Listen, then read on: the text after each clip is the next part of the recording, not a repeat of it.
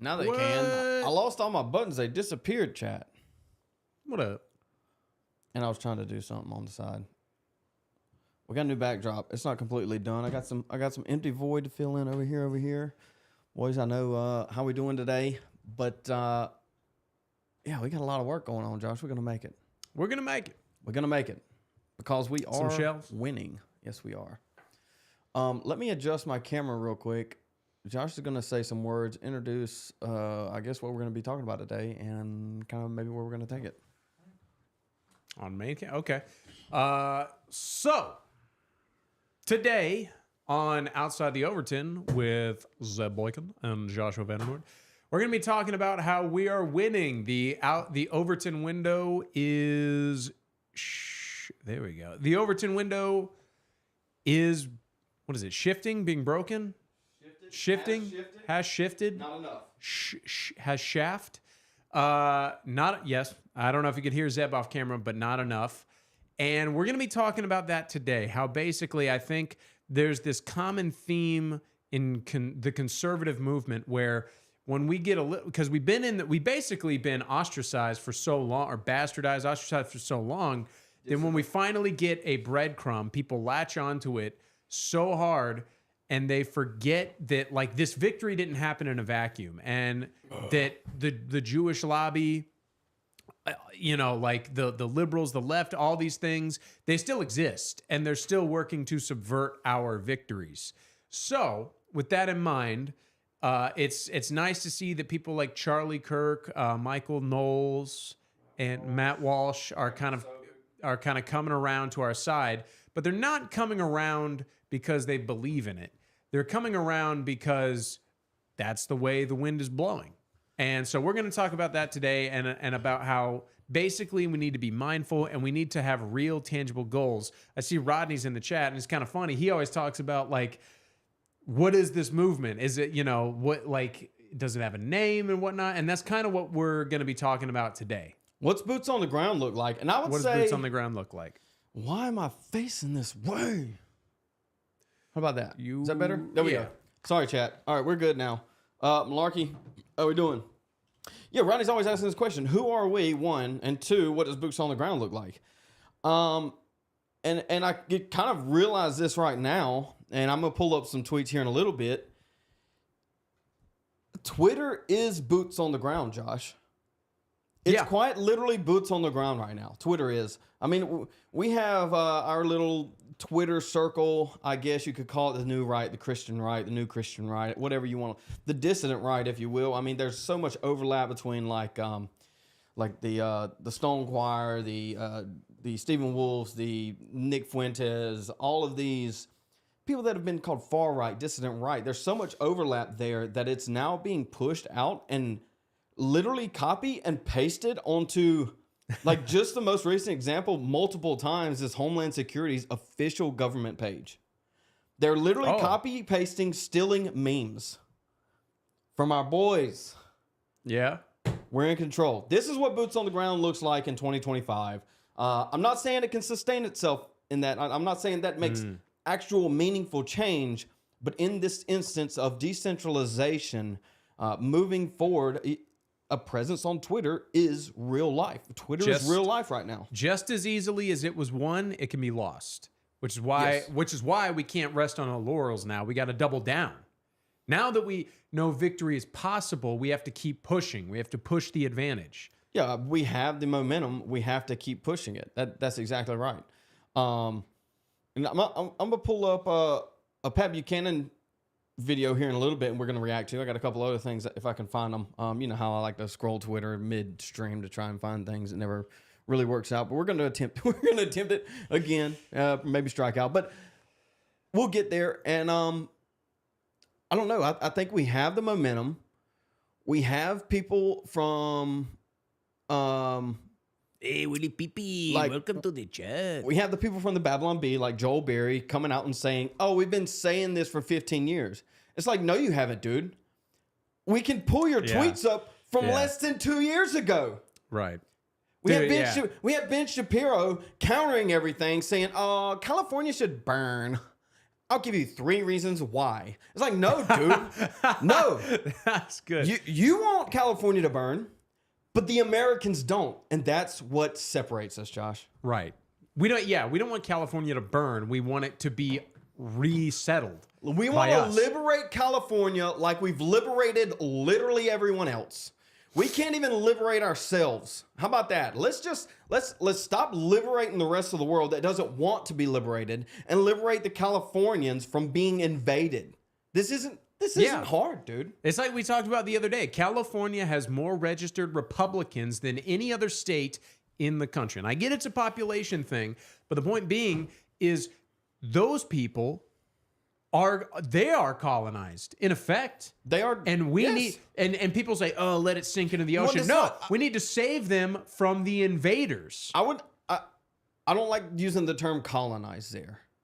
What do you prefer? Well, invaded. I think they're invaded. They have been usurped through an invasion. A colonization is a entering and an establishing to, I guess, take over and benefit the things, but it doesn't need colonization, right? A colonization typically improves the thing that is there.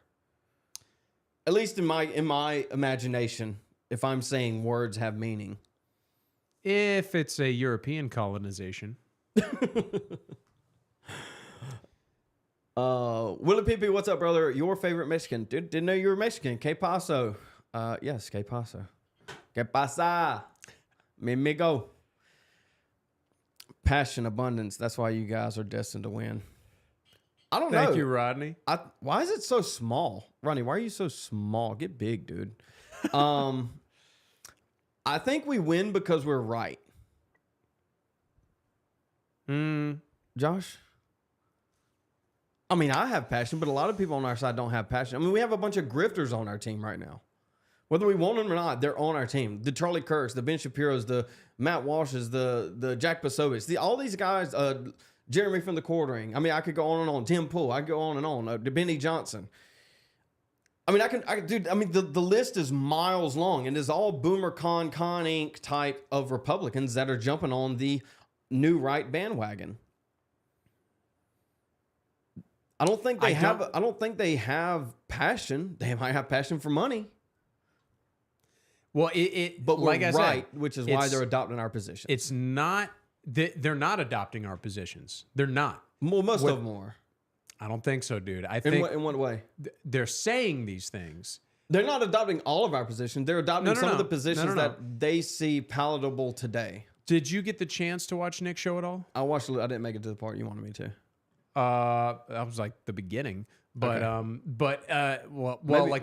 The first like half hour of the show. But anyway, something he said, minutes. which was very important, and I only saw the tweets you showed me of Charlie Kirk, Michael Knowles, and Matt Walsh, basically saying the same thing in effect. What they said was, we need a moratorium on immigration from the third world, and he pointed out, he goes, what does that mean? Who is the third world? Like, is China the third world? Is India the third world? Yeah. You know, and so the point being is, like, they can say that, but what is that meant to do? It's meant to corral the masses. It's wordplay. It's legalese. Absolutely. That's exactly what it is. And it's the same thing that Massey was doing. Massey was saying all criminals should be deported. Well, Massey, the question is, do you consider someone that crosses the border illegally a criminal? And the answer he has, not given, but he holds, is no, because he's a libertarian. They don't believe in borders. And so if you're Massey or a libertarian or Ron Paul, whichever one it is, the younger one's Rand, you want to deport the criminals, but you don't want to deport the illegals. And this is the problem. And they also want to do it at, I don't know, pennies on the dollar. It's like, dude, they have to be deported. One, it doesn't matter how much it costs, because there's nothing left if they're not deported. And so when you have someone like Massey saying, and I'm going to bring this full circle, saying we need to deport the criminals, it's wordplay on we don't need to deport all the illegals. They can just exist here. In the same vein as third worlders don't need to immigrate here. We don't need to let third worlders immigrate.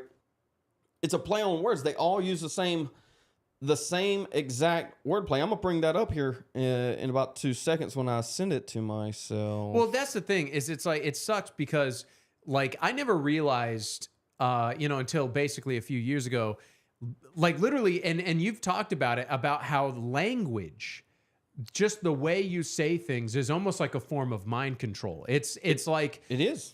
I mean, it absolutely, because you're stringing, like, the words represent the thoughts, But anyway, besides the point, where yes, because what he is saying is exactly what you said, where there are a good number. The worker bee illegal immigrants can live here.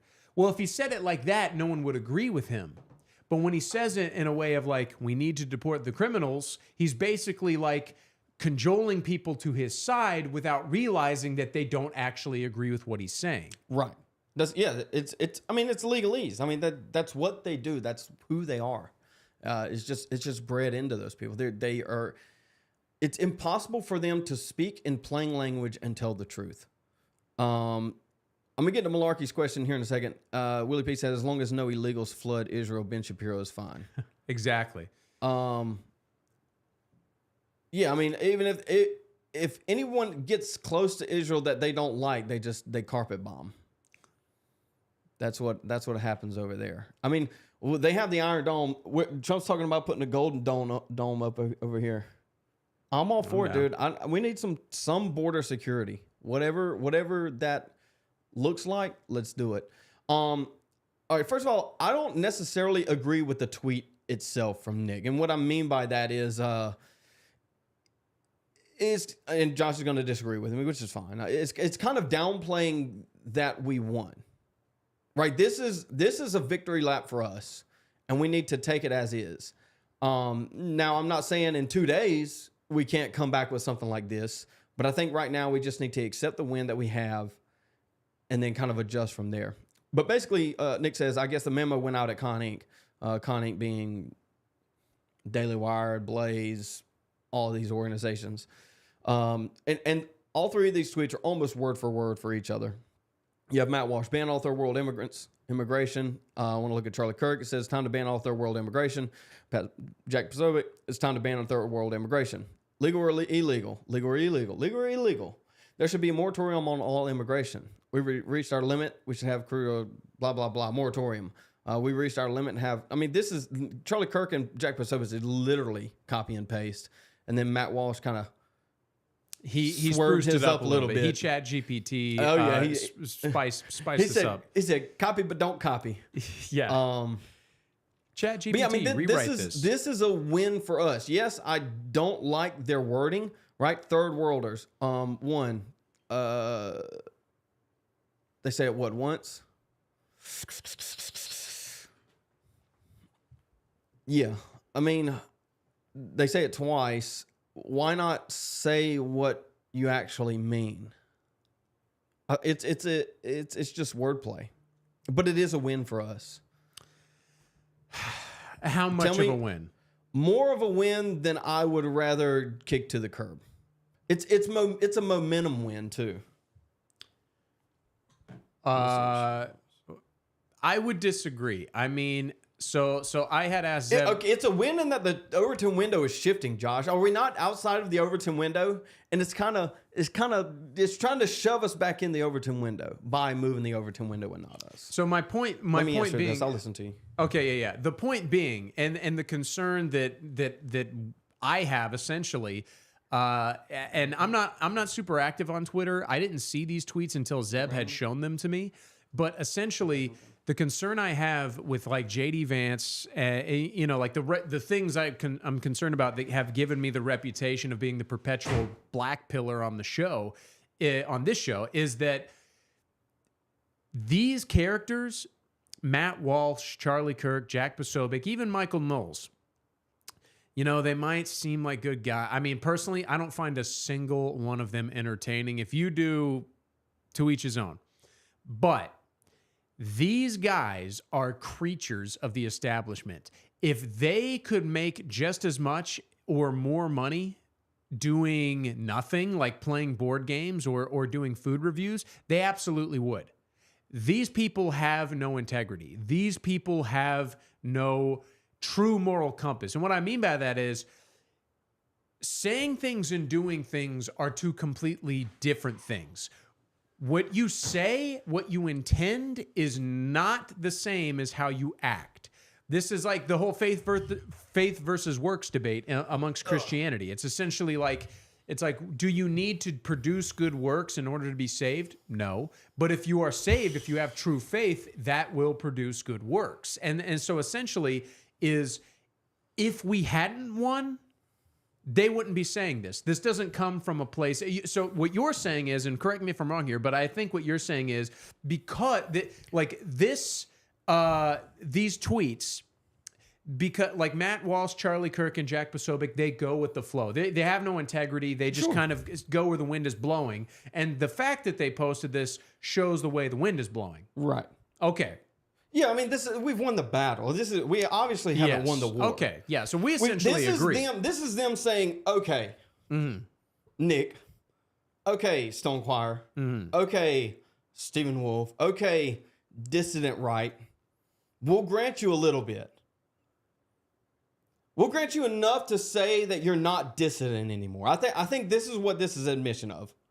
This is an admission of adopting our position, our primary position, really, in not concise words, but it is an admission that we were right.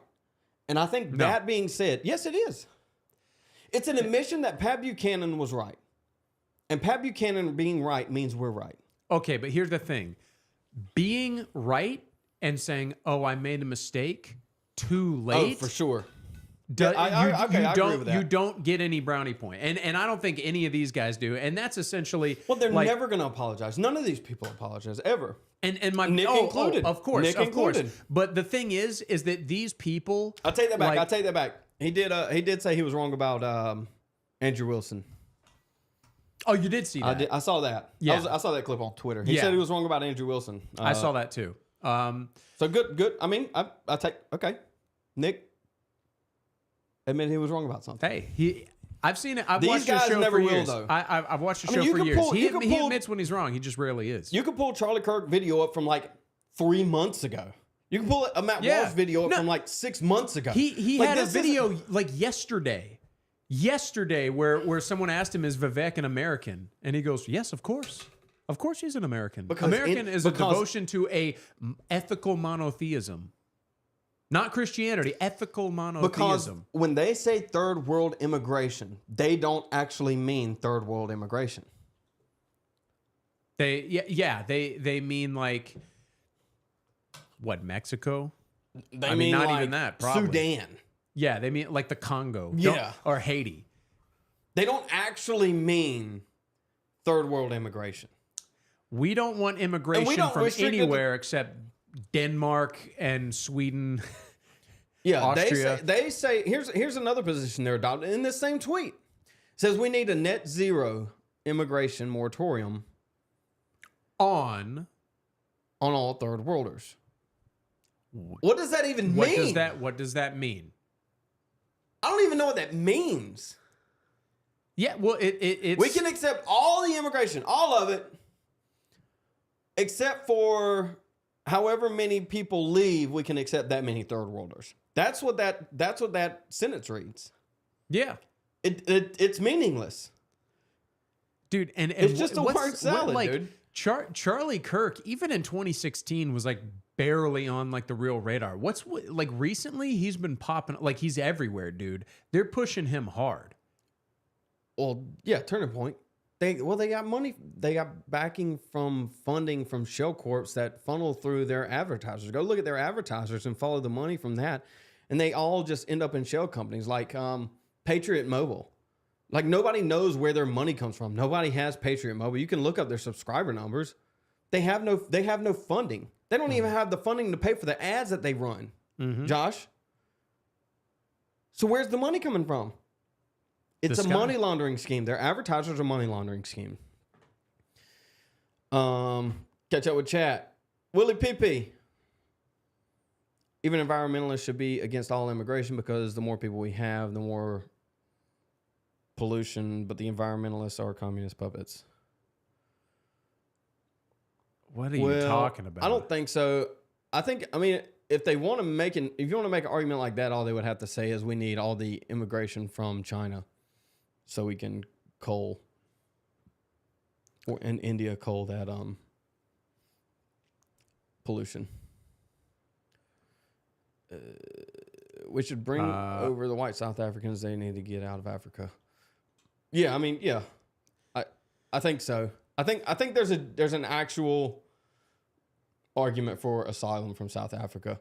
Yeah, absolutely. I don't necessarily agree that we should bring them over. I think they should be liberated. They are South Africans. They are Afrikaners. They are born. Yeah. That is their home. That's they are being kind invaded. of in the same way. It's like if what's happening to them were happening here, it wouldn't be like, well, I don't want to be taken away. Yeah, you know, don't send me to Australia. if it's a last ditch resort, or else like my family and my wife and daughters are going to be raped and killed in front of me, yeah, I'll go to Australia. But while there's still a chance, I want to preserve.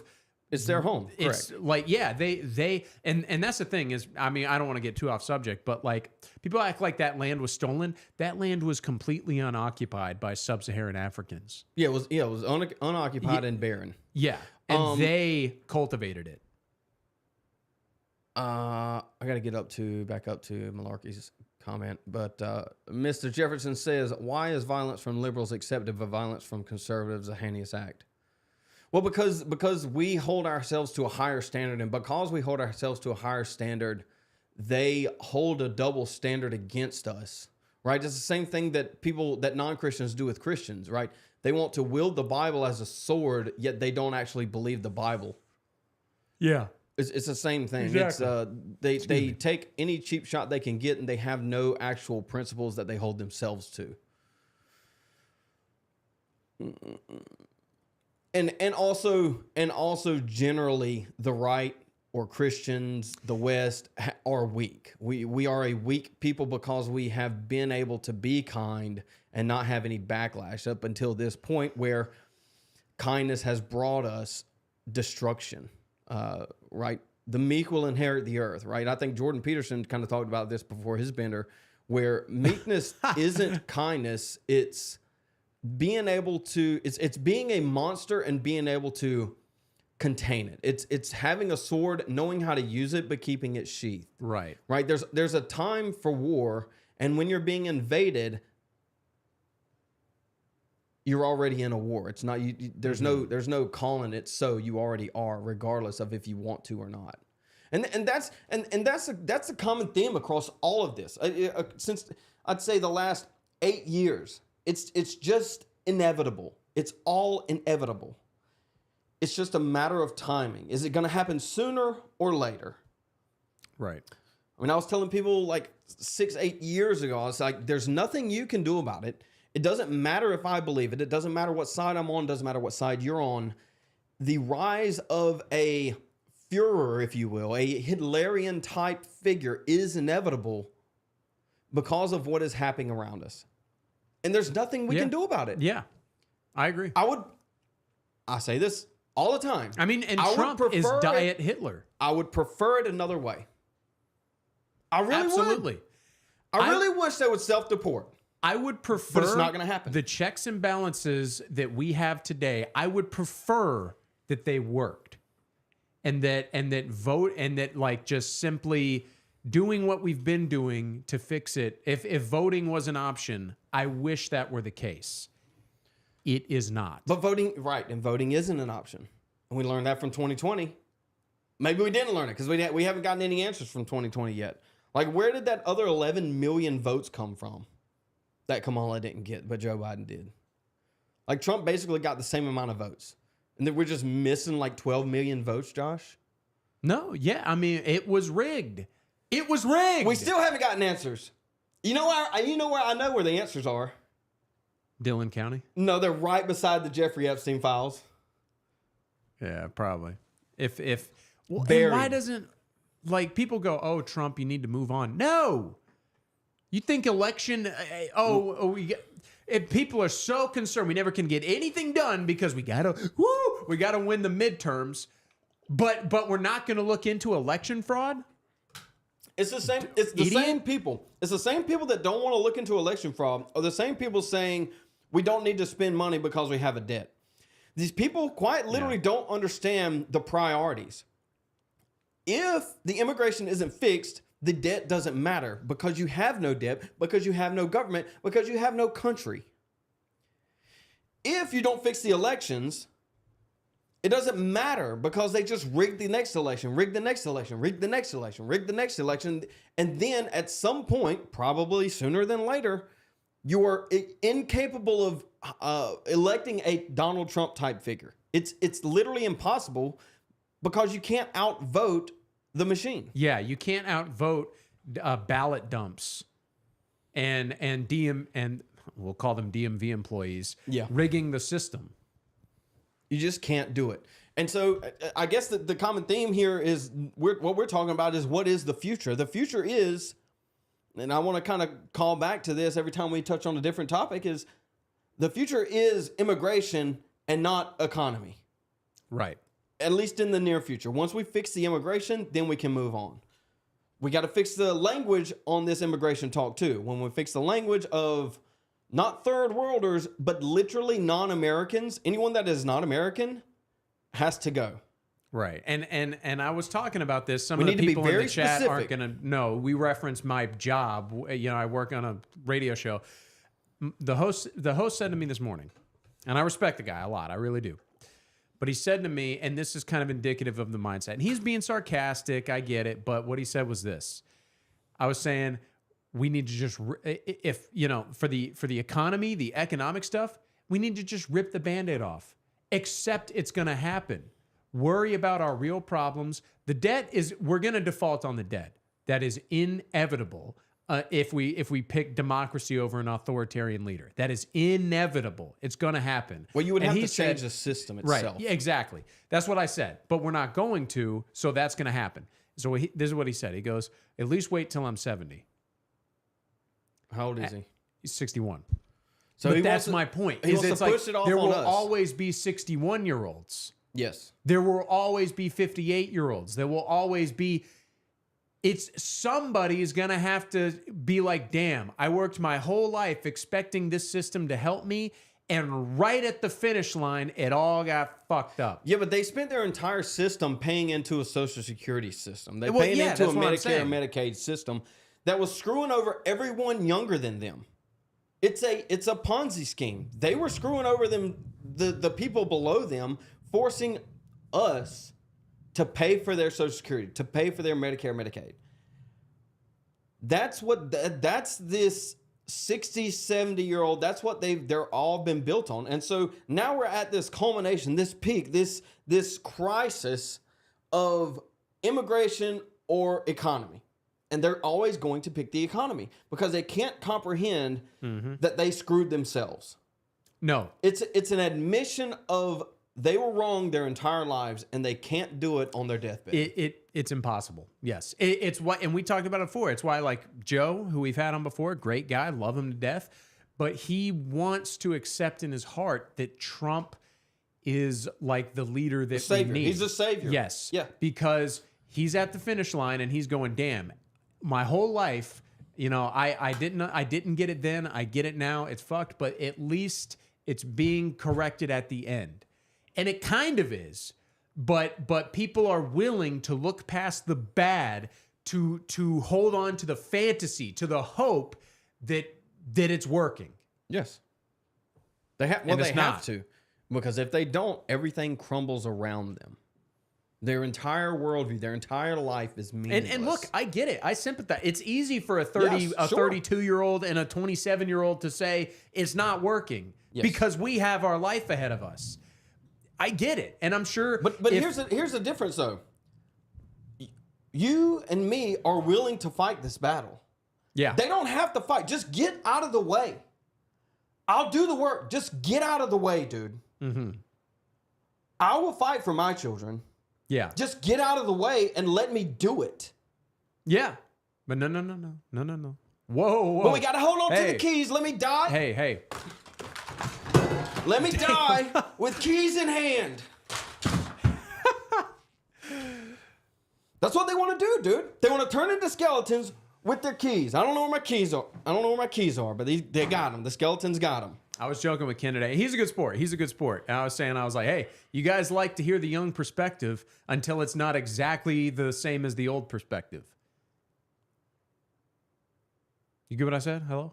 I get what you said. What do you mean? I was joking with him about that. I was saying that to him off the air. He was like, they want these bold young men to go out and grab it by the horns and do something and lead the movement. And it's like, we have them, and you keep shutting them down. It's like, hey, yeah. It's like, look at this. They're literally in your backyard, dude. This generation they're going to carry us into the future, and it's like, okay, white people are dying off, and we need to stop that. And they're like, whoa, you're not going to win elections talking like that, you fucking idiot. And it's like, dude, they're literally just growing in your backyard. Just grab one, and help them out.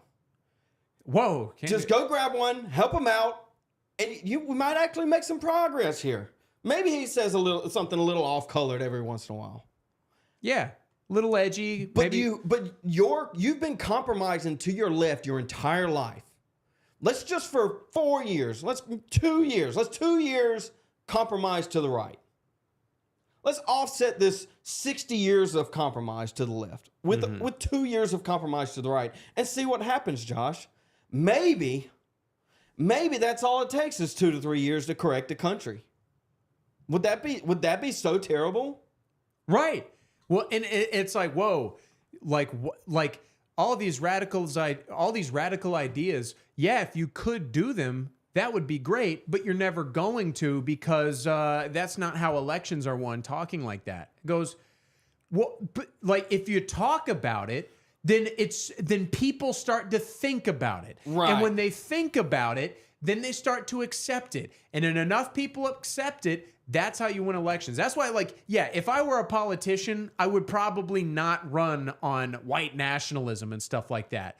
But as a broadcaster, as someone who's in media, we do shape people's opinions. Well, you could, listen, just adopt the legalese framework of these where are they at? Oh, I ain't got it pulled up. The legalese framework of these blow with the wind guys. I mean, you can use your words like they do. You can say I'm a white nationalist without saying you're a white nationalist. You can say I would prefer my children to grow up in an America that I remember. Yes. Right? Is that so bad? I would prefer a 1970s, 80s, 60s, 50s America style for my children. That's not that hard. Well, yeah, and most would agree with that. But the problem is once they agree with that, they have to come to the acceptance of what that means. Yes. And that's the thing is the left, because that is their tactic, because well, really not even the left as you think of it, really everybody there. That is the tactic. That's Massey's tactic. That's everybody is talking this legalese. They say, well, this is what you mean by that. And they're absolutely right. Yes. We need to be able to quit going, no, please, we're not racist. Like, okay, what if I am? Yeah, call me racist, but you can't call me a liar. And again, I always go back to this. I wish it were another way, but it's not. And that's what I'm trying to get across to you guys here. Reading some of this chat. UK Baptist, what is up, What's brother? up, Baptist? Willie PP, Hugo Balls, I guess they're talking about, we better get cool uniforms. We got some uniforms, dude. Not in here. I did want to answer if Malarkey's still in the chat. I'm not 100% sure on the answer to this question. And the question is, could one of you explain why it's not illegal for APAC to not be registered under FARA? I'm confused. It's not illegal because they haven't been told to. Because they killed the guy who told them to. Should they? You may have heard of him. But illegal, no. The people that run FARA should force APAC to register, but they don't. We know why that is. I'm pretty sure I'm correct in that it's not necessarily illegal, though they ought to, if that makes sense. Yes. They're obligated to, but it's not like we can bring. We can't like arrest them for Right. it, you know. Yeah. I mean, we could. So, I mean, you could, right? Yeah, you could. I mean, and that's what this is what we're going to get around to eventually is you can just arrest people, dude. You can just arrest rioters. You can just send the Marines in there. Yeah. Now, whether they're going to do something is a different question, but you can do things. You can force things to the court. You can arrest Gavin Newsom. You can arrest Karen Bass, the mayor of LA. You can arrest these people. It's just like Gavin Newsom's taking up this Marines coming in. He's taking it to the courts. Well, it's going to sit at the courts for a couple of weeks. What's that going to do? Nothing. He has no power. He has no enforcement power beyond his little chair. Man. And don't you love it? They're organizing protests in favor of the illegals all over the country, and it's the No Kings protest. It's the No Kings protest. Yeah, you know what that, it is? dude. They're spinning it to it goes, oh no. This is not about letting the invaders stay here. It's about this is what the founders wanted. They didn't want someone like a king to rule us with impunity over the law. Like they're spinning it to make it sound like it's a pro-America thing. What, is anyone surprised that that's how they're spinning it? No. But I mean, to their credit, the left, or at least whoever's putting on this protest riot, get it better than the centrists do. They understand that this is the way it's going. Chat, you will have a monarchic type figure in the next 20 years in America. That is guaranteed. It is guaranteed to happen. 20 years? You think 20 years, Josh? I'm a little short on that time frame. I'll be honest. 45? 2050, 25 years, I think chat. no, I think yes. It will be a monarch. It won't be dictator, Führer, king, but it'll be a governorship of the Federation. It'll be a type of... When you put it like that... It'll be a type of 20 Alexander Hamilton style government, right? This is what... I mean, you say the founders didn't want kings. Some of the founders did. Yeah. Many of the founders did. This is why they argued for Washington. They literally argued for Washington to be king, and he said no. That's why you don't have a king. Because one man said no. Yeah. He didn't want it. Yeah, and that's the thing. Is like their problem was not with a king. Their problem was with that king.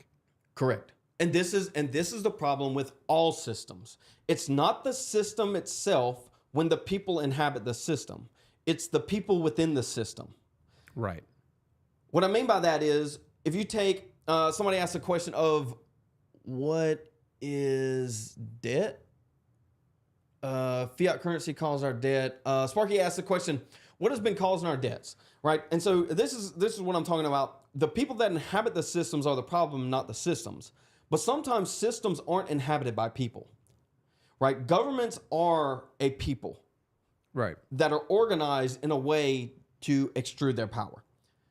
But economic systems aren't embodied by a people. They aren't run by a people. They are a system in itself. And so those systems can be the problem. And the question is, what is causing our debts? Well, there are a few things. If you ask a libertarian, the only thing they'll tell you is printing of money. That's what's causing our debts, because it's causing inflation, and then we owe people money and this and that.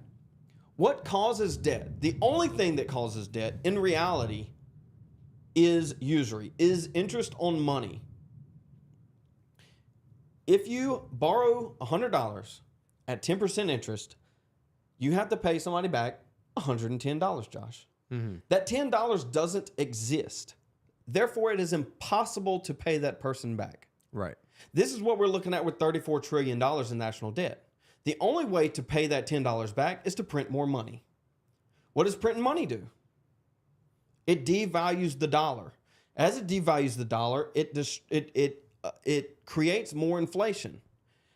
And when you have more inflation, you have to increase interest, and then it snowballs onto itself. This is what a centralized economy does. This is what central banking does. It accrues debt at the top, and it's impossible to get out of that debt. The system is built that way. Like, I don't know how else to really say that. I mean, we could go into like a 30-minute explanation. But if you are interested, and I've recommended this many a times to many people, there's I think we watched a few minutes of it here, but it's like 30 minutes. It's completely worth watching, from Leather and Apron Club. And type in Leather and Apron Club interest, and it'll be the video. He's going to talk about zero interest. That's exactly what I was thinking of when you were talking about that. It's so simple, and it will explain everything. And once you understand that, you're like, what are we even doing? And it's not just fiat currency, though that exacerbates, that accelerates everything. Daniel, what's up? Sparky, what's up, brother? Let me scroll down. I might skip a few. Baby Uno in the chat. It's not working because the system is dead. We're going to have a new system, technocratic system. The current system has been outdated. Somebody else said something similar to this. A limb just fell on the roof. Dude, a limb fell on the roof the other day. Josh, did I tell you about that? They put a hole in the roof. I had to go up there and fix it. In the house? No, right here. Dude, Where? I thought we got struck by lightning. Where? Right there. It didn't pierce this ceiling, but it pierced the roof. I thought it got struck. The whole building shook. I was like, but not as scared. Not as a little scared face. I wasn't scared though. Startled maybe. but You see a little tip of a missile with a Star David on it. In. Oh, we're done, boys. We're done. I think YouTube's already got us. I was looking at some of the You think so? I had a coworker. At least with the live streams, I think we can get a foothold if we get something to actually pop off. Technocratic system. Yeah, somebody else said something about Palantir too. UK Badass, where I'm standing, Massey looks like your best option. He's more American focused and less Israel. We talked about Massey a second ago. The problem with Massey is that he refuses to acknowledge that illegal immigrants are criminals, right? People coming across the border illegally are criminals. He refuses to acknowledge that, and by extension, refuses to deport those people. And if they are in the system and sending 4% of GDP back to Mexico, I mean, it's going to destroy the system regardless of if we fix it financially, or you can't fix it financially. And that's just one aspect of remittance. Who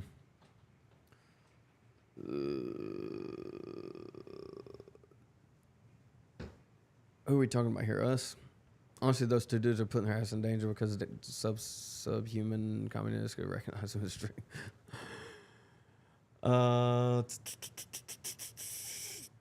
Does Zeb have the right mustache to be a Nazi Führer? Chat. I need to shave my face. Dude, I thought about shaving everything except the mustache. Josh, I've never seen. Chat, tell Josh he needs to grow his out too. I'm just kidding. Don't make him do that. Don't make him do that. 1 month. Woo! Josh, you gotta cut me off, dude. I'm going off today. Well, we're just reading the chat. I mean, well, now we are. 6, 7 black and white communities all went to church. It was more Christian back then. It was more Christian. It was also more segregated. Black culture is different from white culture. Black worship is different from white worship. I believe blacks should go to a black church and whites should go to a white church. I think that's just the nature of things. And I agree. It also wasn't infiltrated, or the community wasn't infiltrated as much as it is today with the rap genre and this just degeneracy across the board. And that's not necessarily saying black. That's just saying the culture in general. This is a rise in degenerate culture across the board. White, black, Mexican, Hispanic, whatever, whoever, all of it. It's just everything's so muddled together, especially on the internet. Do you agree with that? Oh, absolutely. I'm an artist, dude. I mean, I don't paint, but I'm an artist. All my clever little wits. Ronnie said Myrtle Beach is on the protest list. I'm So is Florence. Is it? I think so. Let's go do some men on the street, Josh. I'm gonna be at Paulie's. We'll go see all 5 protesters. Dude, they had a protest in Dillon like a couple years ago. The NAACP wanted to have like nationwide protests. Those are protests in Dillon. You know how many people showed up? 5. Like 2. There was 2, and then there was like 3 or 4 people out there recording them for like local news. I thought it was hilarious. For what? I don't know, NAACP stuff, dude. It's like you have no power anymore, dude. You've lost. Go home. The only power you have is the people that don't belong here in the first place. The PSL, Party for Socialism and Liberation, funded and organized the LA riots. I saw somebody post a video about that. I'm not saying they don't fund it, but like, sure, or organize. But the point is it's like to say that it downplays it only happened because of this, which is not what you're saying, but I do think it is what you're implying. It's kind of like J6 only happened because there were feds in the crowd. I genuinely think a lot of those people were that upset and like wanted to, but like I think it was a genuine thing. Ninja in the chat, what's up, brother? Been live, been working. History of Slaver disagrees with you. On which what? Statement? Indentured servitude. Chat, this is a hot take. Should I say it? I think I've said it before. Bring slavery back? I'm not saying bring it back. I don't think it is inherently immoral. I don't think slavery is inherently immoral. And I don't think indentured servitude. I mean, like let me put it this way: indentured servitude is a form of slavery. Absolutely, but should prisoners be made to work? Sure. Yes. I think so. Absolutely, and that's the way I think. I don't think we should have a system where like people are generationally slaves and they're like they can never break free of slavery. But I definitely think that like being homeless should be a crime. And if you're homeless, you get arrested, and then it's like, okay, there's something that's so wrong with this guy. We need to lock him up in a padded room forever, or he goes to jail. What happens when you're in jail? You work on. We need to have this kind of all over the conversation. place. Who knows? We need to have this conversation with Jack. Jack Scott. We're going to get him on here eventually. He lived with the homeless for a little while, and so he's got a lot of insight into those guys. And he said it's kind of split up into thirds. You have a third of them are just druggies. A third of them are incapable of getting homes. They're just not there, whether that mentally or physically. And then another third just want to be homeless. It shouldn't be allowed. Because there is no duty. They run away from life. Yeah. It's an escape mechanism. Yeah. Right? It's go homeless or do suicide. Like they just want to get away. Yeah. And so that's what homelessness is. And I basically think, and I know like on our side especially, the word rehab or rehabilitation, it's kind of a loaded term. But I genuinely think prisons and jails should be viewed as rehabilitation centers. Now, rehabilitation does not mean freedom. Well, that is necessarily. a part of that should be a part of the justice system is rehabilitation. Absolutely. But it also should be justice. Yes. Yes. And I think we should have life sentences. Some people can't be rehabilitated, and some can. I think there should be a separation of the two. And so what do you do with those who are I definitely think we shouldn't give up on people. I think but it's a privilege based thing. It's like, look, if you're a repeat offender and you're basically given like 20 years, there's different kind of jobs that the prisoners are forced to do. You murdered a pregnant woman, you're going to the coal mine.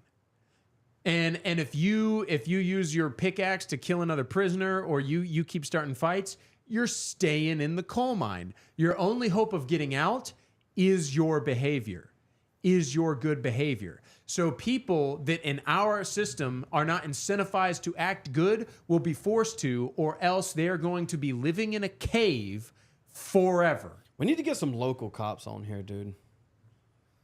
I'm You think they down, would man. come on? Retired, probably.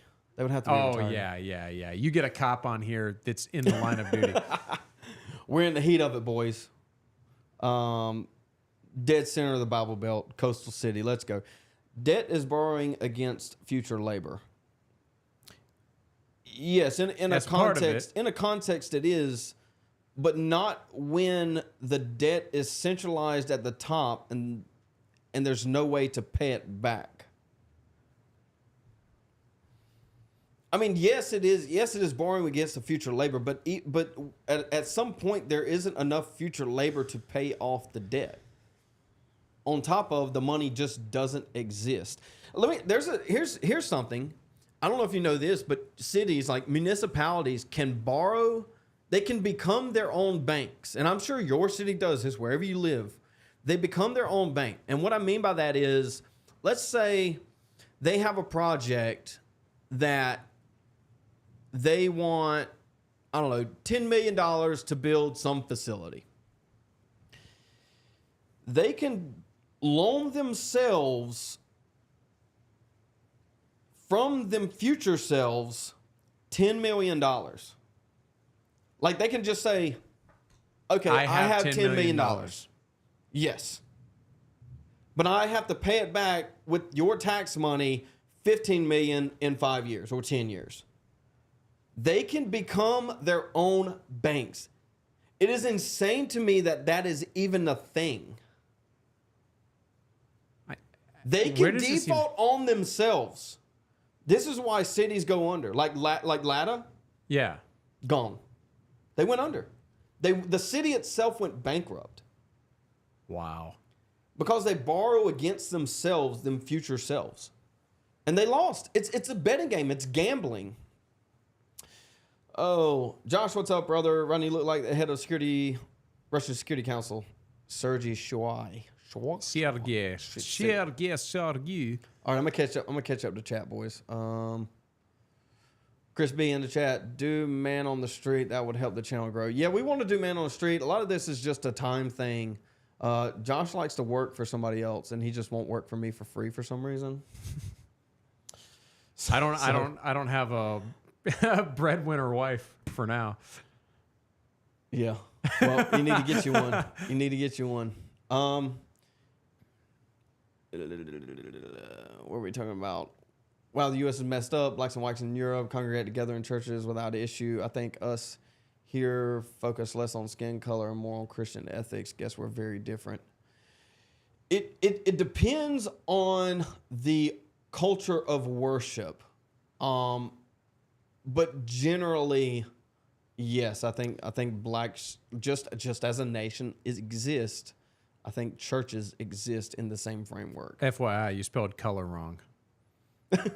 That's the way they spell it over there. I know. I'm teasing.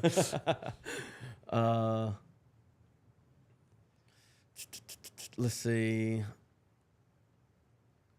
Daniel's taking shots at you, Josh. Nah, because I was saying his comment about the PSL, you know, it's like, I don't know what you were, like, I know you didn't state it, but it was implied. Yeah. That's fair. I don't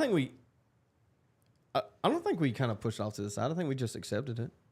No, but I didn't. Yeah. I think it doesn't matter if it was funded or not. It would have still. Yeah, I think it would have happened anyway.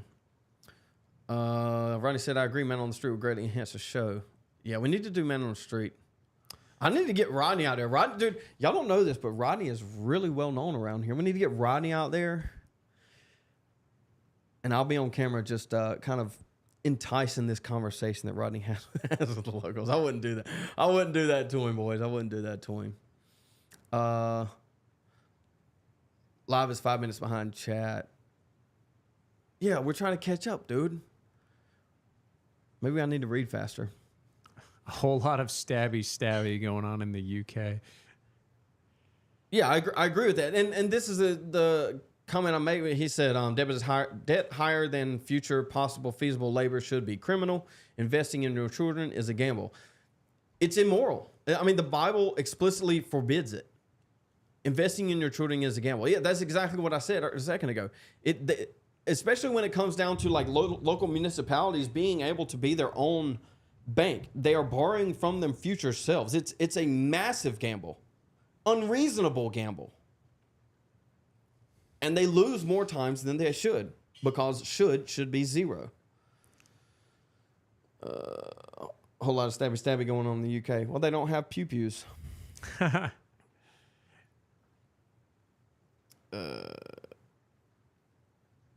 React to RFK. I didn't know RFK was on Epstein Island. They all were, dude. Do you have a 3-year-old brunette? Daniel said sorry. I forgive you, Daniel. And I understand. Like, what's his name? Ninja. He says a lot of stuff that it's like, he's probably being sarcastic, but it could go either way. Where you going? You going somewhere? I was going to main chat. Oh. Or main cam. Chat, it's already been an hour. Can you see that? You can't see that. Damn. Don't knock it over now. New backdrop. I don't know what it looks like on backdrop, though. It's not bad. Is it bad? I think it turns me yellow. I gotta put some LED lights behind it. I think that'll brighten it up some. No. Chat. See, Josh has the best background. You know what it looks like? I was watching Nick's show. You sent me Nick's show earlier. It looks like his background, kind of. That's probably why I like it. That's probably why you like it. Chris B said, I'm a polling location supervisor for Board of Elections, and it's an all-black church, and they preach abortion, pro-illegal immigration, and every Democrat talking point. This is the thing. American blacks vote something north of 80% Democrat, but then they have like 75% of them claim to be Christian, right? These numbers don't match up. They're lying about one, and I think we know which. Yeah. And see, that's the thing where I was thinking about it, because you talk about Stone Choir Corey Mahler. He talks about how, like, you know how God created the different nations, God created different people, He created the races, and because He created that, kind of like the argument how nature, the spiritual realm, it's all hierarchical. So why shouldn't government be the same way, right? Yes. And so in that, it's like, because people are different culturally, and they're different, like their behavior is different because of their race. Therefore, their worship is different, and therefore God wants to be worshipped in all these different ways. I don't know if That's not his. What's his argument? He actually, I believe he's made the statement. Don't quote me on this. That there's an explicit way to worship. Universally. Yes. So I don't get how you jive that with white churches and black churches, because I think more often than not, you find the correct way in white churches. If nature was perfected, that's how it would be. But you still have to separate it by nation. You in reality, they wouldn't even exist in the same place. That's true. And so we have to. I mean, we're having to kind of to me, it's kind of like, this is something I've talked about with my friend before. Is there's such a focus in the Christian community on evangelism, in the sense of like, go talk to as many people as possible, plant as many seeds as possible, which I get it. Like you definitely should be doing that, but there's so much focus on planting the seeds and not nurturing the growth.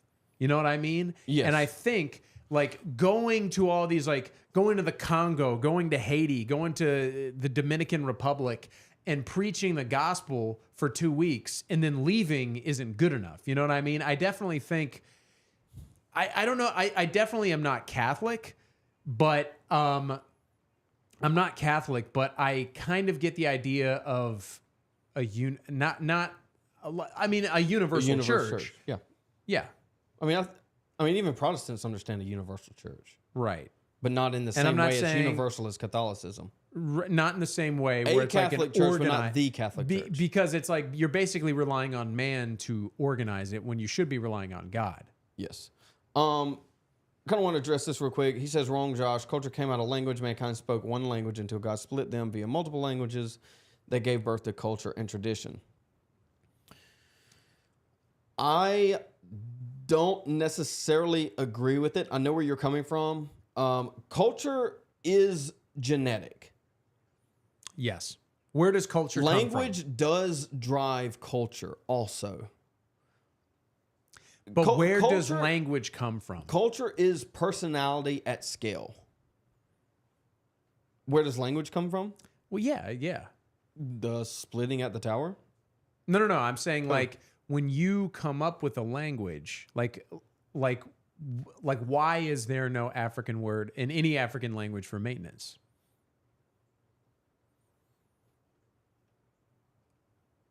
I mean, if I had to string it out, I would say to create a concept, because they don't have you the have idea. to have the yes, you have to have the concept to create the word for the thing or the term for the thing. And so if the concept doesn't exist, then there is no word for it. So yeah, so my point being is he says culture comes from language. Where did language come from?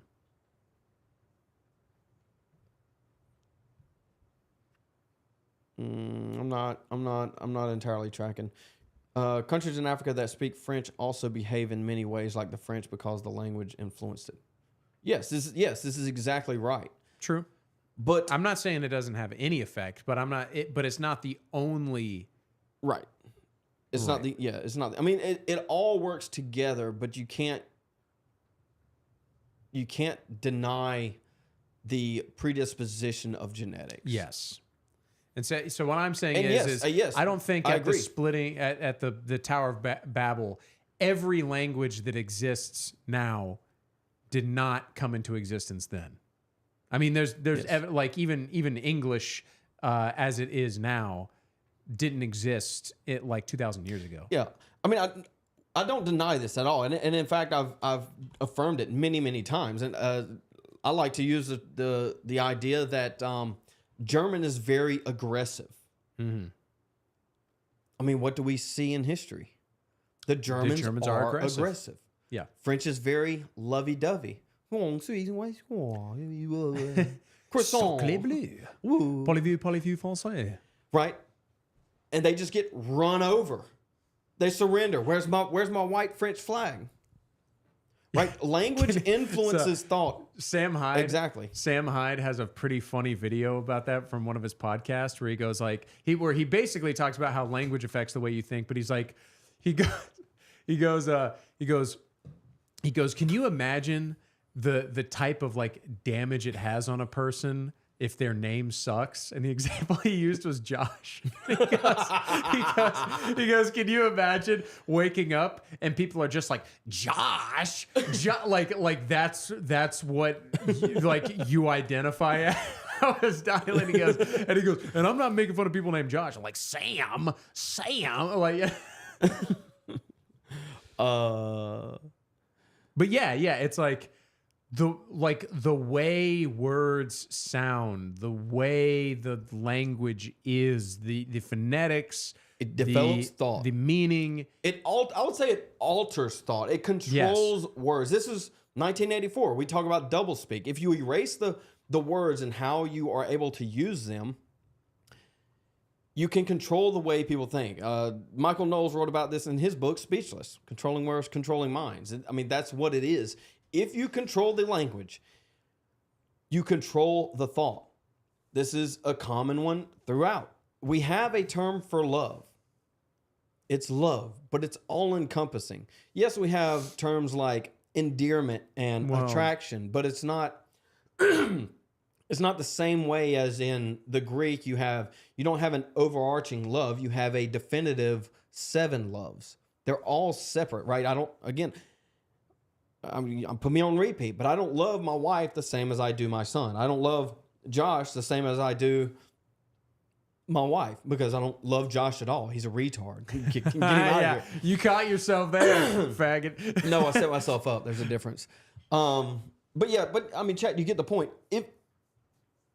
The English language drives that. It drives the ability for people to be perverted in their loves because it cannot differentiate within itself. I sent myself a couple of things. We're going to look at these real quick, boys. Let's see if I can get this going. Boy. Where's my outline? Where's my outline button?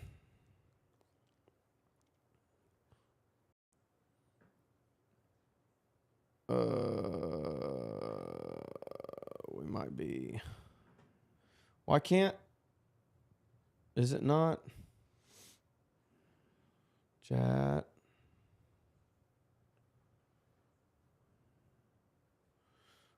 All right, I'm gonna have to fix this. Give me 1 second. Josh, say words. Words.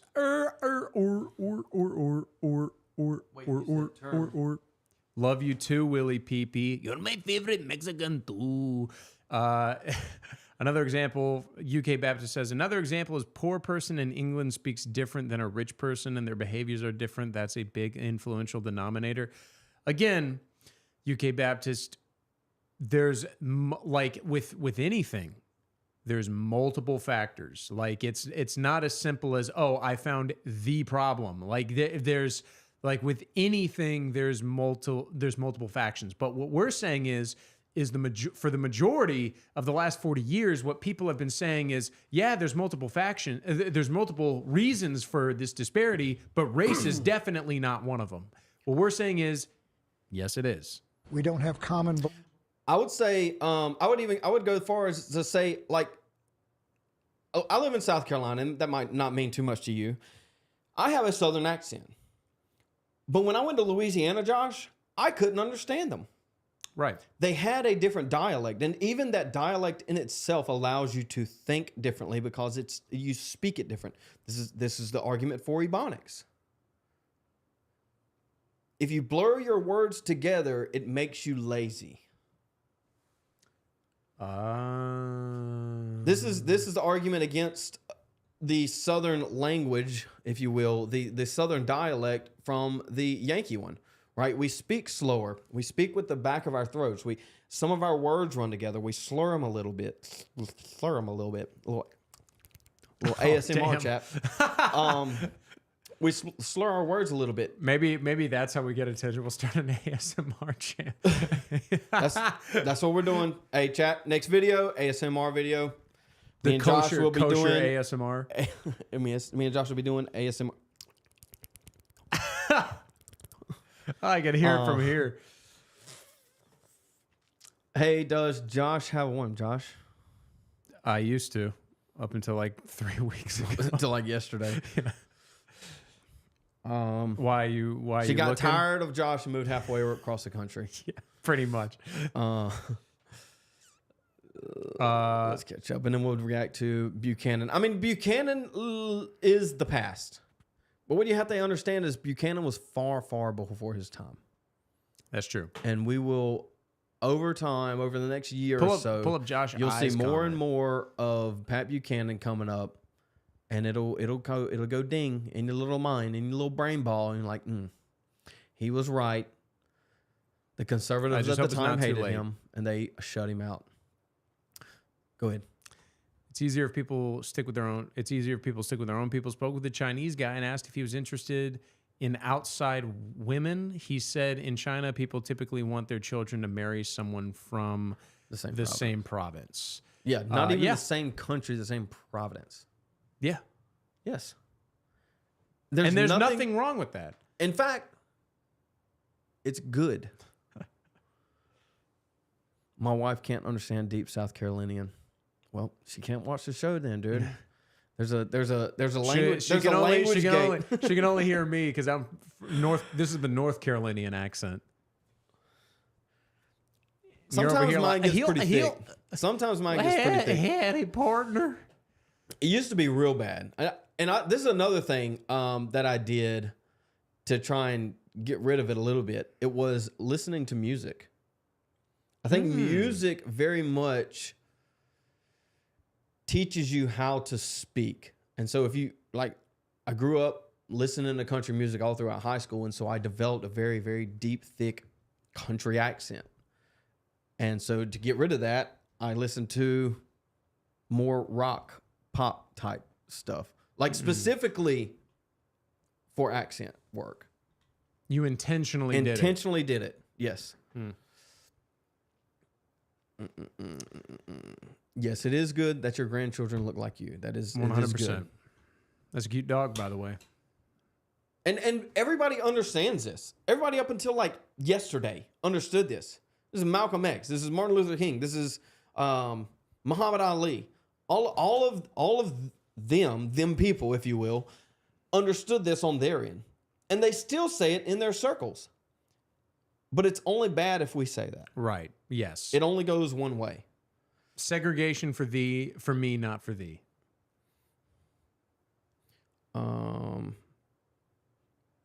Excuse me. It's more preferable to marry their own, but there's nothing wrong with marrying from another country. Well, I mean, I would argue that there is. I would say it's miscegenation is sinful. And we've kind of gone over this before. It's not sinful per se. It's sinful per quote, right? It's not sinful in itself. It's not inherently sinful, but it is sinful in many contexts, right? If you deprive your children of a heritage, right? Corey Mahler had a debate with Samuel Say. Samuel Say is Sudanese, I believe, and he married a Dutch woman. Samuel Say says he's so proud of his heritage. He's so proud of where he came from. He's so proud of his people that he wants to deprive his own children of the thing that he's so proud of. Is there a problem there? Either you're lying or you're lying. I think, look, man, let's be honest. It's easier for white people to be like, hey, marry your own. You know, I mean, like, you know, I feel for malarkey. You know what I mean? Like, sure, yes. Like, and I've talked to him about this. I think we talked about it in person. Listen, chat, here's what you have to understand about me. There's plenty of mixed people out there now. Find yourself a cute, sort of innocent, like nerdy, mixed black girl. I want to take a look at something here in a bit. Best case scenario. scenario. It might trigger some people. It's Thomas Jefferson talking about, he's talking about basically how many generations of breeding out a mixed kid do they become not black anymore or something like that. And it's like a page of just algebra problems of genetics. Wow. Have you seen that? No, I've not seen this. We'll dive into that in a second. Where are we at? I don't even remember where we were at. Beliefs are the heritage Christianity. Well, heritage is where you come from. Christianity can be a heritage if that's where you come from.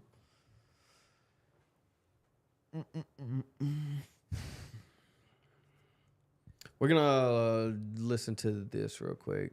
It is not good for a husband and a wife to be unequally yoked. Yes, and this means in more than one way. Americans classify a person on the wealth in the car you drive. It is a big driving factor. But even then, it's separated by race, and it's inevitably separated by race. Are there exceptions? Yes, but the rule is generally socioeconomic and demographically. Let's see what old Pat Buchanan has to say. Definitely over. I think China is an emerging superpower by 2020. Economically and militarily, it'll be the dominant power in Asia. And I think an emerging superpower. Look, if they But we're not dead by 2025, well, the United States I was worried. 2025, what concerns me is what's happening here at home, that we seem to be disintegrating as one nation, under God, indivisible. All those things we had, it seems to me we're losing. We are very much at war with each other. Mm-hmm. And it's over ideology, politics, religion, philosophy, everything. And the terms we're using on each other, I'm on cable as you are. Mm-hmm. I mean, every day somebody's calling somebody else a racist. We didn't use those kinds of terms on each other's, even during the Civil Rights era. No, it's true, but your book has a chapter called The End of White America, Right. Which it's a startling term, Right. and I'm curious what you mean, because isn't the end of white America, as we see the rise of Hispanics, a good thing? Proof that America is a melting pot, that anybody can succeed here, no matter the color of your skin or your religion or whatever. Well, I'm a little concerned when people say, Pat, you know, the majority of people looking like you, that's coming to an end, Pat. So let me say this. What's wrong with this is the idea that when whites are a minority in this country in 2041 and Hispanics are 150 million, what is going to hold us together when we don't have a common religion, we don't have common beliefs about right and wrong and morality as we used to? We are at war over you know, whether or not equality means equality of rights or equality of rewards. The American dream, the freedom, the belief, what caused the Arab Spring, that's Well, what holds I mean, us together. Do people, freedom and the idea of socialist equality and freedom are in mortal conflict. I was in China before you were born with Richard Nixon in 1972. The most equal society you've ever seen. Everybody had a blue Mao jacket on, and they were the poorest people you've ever seen. Now, tyranny, much of the tyranny has been lifted of Maoism, and it's an unequal society in China. So. Millionaires and billionaires, as Barack Obama would say, and poor people. But it is freer. Freedom and absolute equality are in conflict. So you want to hear something kind of funny? Have you ever seen Watchmen? I know you're not a big movie guy. It's been a while. But I remember, so I watched that movie for the first time around like 2016, like around when Donald Trump was either about to win or had won. And that's when I was starting to get kind of invested in politics. And I remember because that movie takes place in the 60s. And, you know, of course, being in the conservative movement, but early on, I had heard about Pat Buchanan, but never really knew what he was about. And in that movie, they're having a debate on like TV about like Dr. Manhattan and, you know, like will the Soviet Union nuke the United States? And they go, Pat Buchanan, what do you say? And, you know, they go like, there's a 0%. They basically portray him as a retard in the movie. And I remember thinking like, I was like, okay, well, I know he's a real, and they're portraying him as a retard. He must be right. And I started to look into him seriously, and I was like, yep, sure thing. Yeah, like he knows what he's talking about. Also common. But yeah, if you want to get a kind of a gist of where Pat Buchanan was and where he is, all you have to do is look at Tucker Carlson. Tucker Carlson is almost a spitting image of what Pat Buchanan was and what he became. Tucker Carlson's arc and Pat Buchanan's, they're parallel. They're virtually the same person 40 years apart. Except Tucker Carlson is fake. Well, you think he's a Fed. He is a Fed. Regardless of if he's a Fed or not, or fake or not, the parallel is still there. Maybe intentionally. Maybe intentionally. But yeah, I mean, Pat Buchanan, I mean, this was 13 years ago, man. I mean, Pat Buchanan was right. He was right. He said 2041. I think he might have longballed that one. Definitely over, I think. Suicide of a Superpower. I just want to have it read. Sorry, chat. I'll read it for you and then bring it back to you next time. I have Death of the West that I haven't gotten through yet either. But this window keeps popping up and it's aggravating. I want to go to my channel. Scroll. Give me 1 second. Chat. We're talking about what is the future of the right, the new right, the used to be dissident right, but now the Christian right. We're taking over. We talked about the tweets not too long ago from yesterday, day before yesterday, that Nick kind of put out talking about Matt Walsh, Charlie Kirk, Jack Posobiec saying we need to ban third world immigration from America. They're adopting our positions, not only adopting our positions, but these, I don't know if you can see it. Maybe I don't need to click on it. These are memes, if you will, that came from our guys. These are our Twitter circle memes. We created these memes. And Homeland Security took them and posted them. We're in control, Josh. Twitter is real life, chat. Twitter is real life. I'm afraid Let me see if I you're can- overestimating this. I'm not overestimating it. Whoever, okay, at a bare minimum, whoever's running the Homeland Security Twitter account is our guy. At a bare minimum. And I would say that's a lot. I'm not convinced. It's not one, it's two. not subversion. You think, yeah, but why would they pull it from a 20K account? I mean, because they know people will like it. It is good. It is good. I can't even. You're scrolling. What does it say? It says, liberals don't know things. They don't read history. They don't obsess over stats. The few data points they do see, they forget their entire world is driven by the consumption of fiction. They live in a fantasy land. But this is also applicable to... But my point being is, so you put me onto that account, Memetic Sisyphus. Yeah. And the point being is, I've seen a lot of what he says. Mm-hmm. That is the most tame thing, if that makes sense. Okay, so what you're telling me is Homeland Security is sending people over to a not tame account. Well, honestly, I don't remember. Like, what's one of the worst things he said? I don't know. I have to go back and find it. I saw this too. We're just scrolling Twitter real quick. Kind of talk about what the future is. American First Grass posted, pre-Elon Twitter censorship was crushing. The black circles have represented suspended accounts. Here, represented suspended accounts. I can't really blow it up. It's not that detailed, but a lot of things that you'll notice is the political right, this here, and then you have pro-Trump QAnon over here. But the political right has very, very large circles compared to all of the political left. And some of these large circles are blacked out. I mean, this is the pre-Twitter Elon. If we had control of not being blocked on Twitter in these past elections, I think it would have made a massive difference. I mean, this is probably Donald Trump's account, you would think, right? Yeah. Yeah, he's probably somewhere in here. But I mean, these are all black. I mean, look how dark this is, dude. Just banned accounts all over the place. Fuentes was one of them. He was banned, wasn't he? Yeah. So yeah. Oh, here's your Con Inc. right here. And by the way, I don't give a good damn about the so-called browning of America. Color doesn't matter. This was what, like 6 years ago, 2007, 8 years ago. He followed this up yesterday. I haven't watched the show today, but tomorrow on the Ben Shapiro show, I'm going to make the case that President Trump should just let California burn. It's what the Democrats want, and so they should just get it. Good and hard. I'll give you 3 reasons why. Spoiler alert, it's more than 3 reasons. It's on. Josh, I'm old enough to remember, like, a few years ago, 2020, where we literally did this. The Summer of Love, BLM riots. We let them burn the country to the ground. How did that turn out?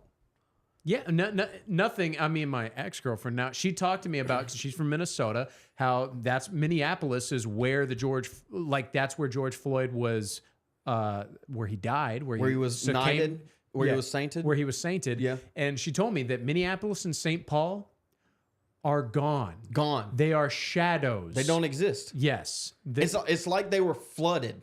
Yeah. And nothing, like it doesn't exist anymore. Yeah. And they're not coming back. But is this the question is this good? Is this progress? Would you want America to burn? Or let's grant it. Would you want California to burn? No. The question is, what do you want the outcome to be? Do you want the outcome to be to destroy America? Because that's how you destroy America. You let retards burn it to the ground. Yeah. Every single time, chat. Every single time. That's what these people want. He's literally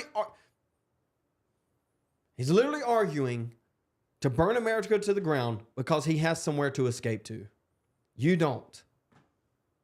You have nowhere to go.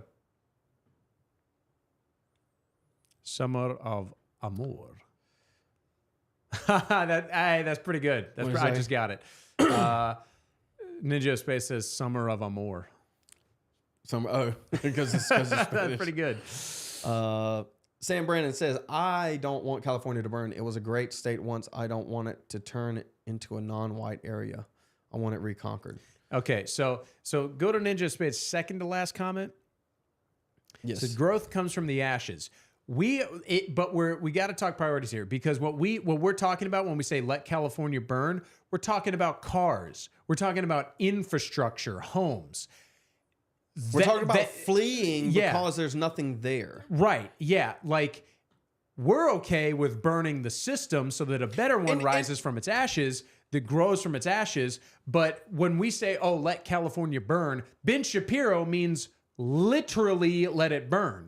And we don't want that. I'll grant Ninja this. I will say that I'm fine with California being destroyed if we do it.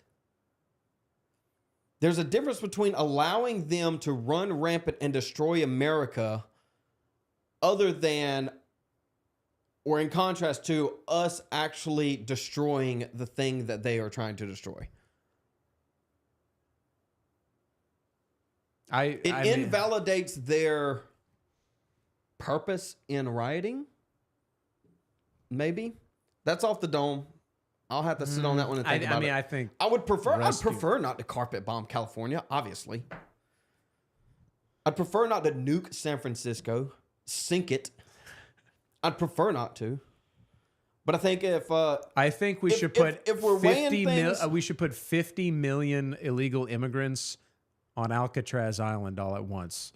And then we'll just see what happens. It's a small little island, and it's gonna capsize because there's too many people on it. It's gonna capsize. What happens when you have too many people on a little tiny island like Alcatraz or Guam or San Francisco? It just capsizes. The Chat bonus points if you know where that's from. I don't get it. Yeah, you don't get it? No. Have you never seen what's his name? He talks about Guam capsizing because there's too many Marines on it. Literally talks about an island flipping over and sinking to the ground. This is a congressman. Have you really never seen it? No. A congressman. Yes. I'm like your son. My legs are itchy as shit. Mosquitoes here could kill. Hank Johnson, that's his name. Okay, this thing needs to go away. So you think you know Wix, but do you really? First up, we've got Shape video masks. You can use different shapes to create completely different vibes and aesthetics. Or you can create Anderson Cooper, AC3. Oh, because it's AC360, CNN weeknights 10 Eastern. A lot of odd things happen in Planet Washington. I actually thought this was kind of an April Fool's joke when I saw it today, but it's not. What is that accent?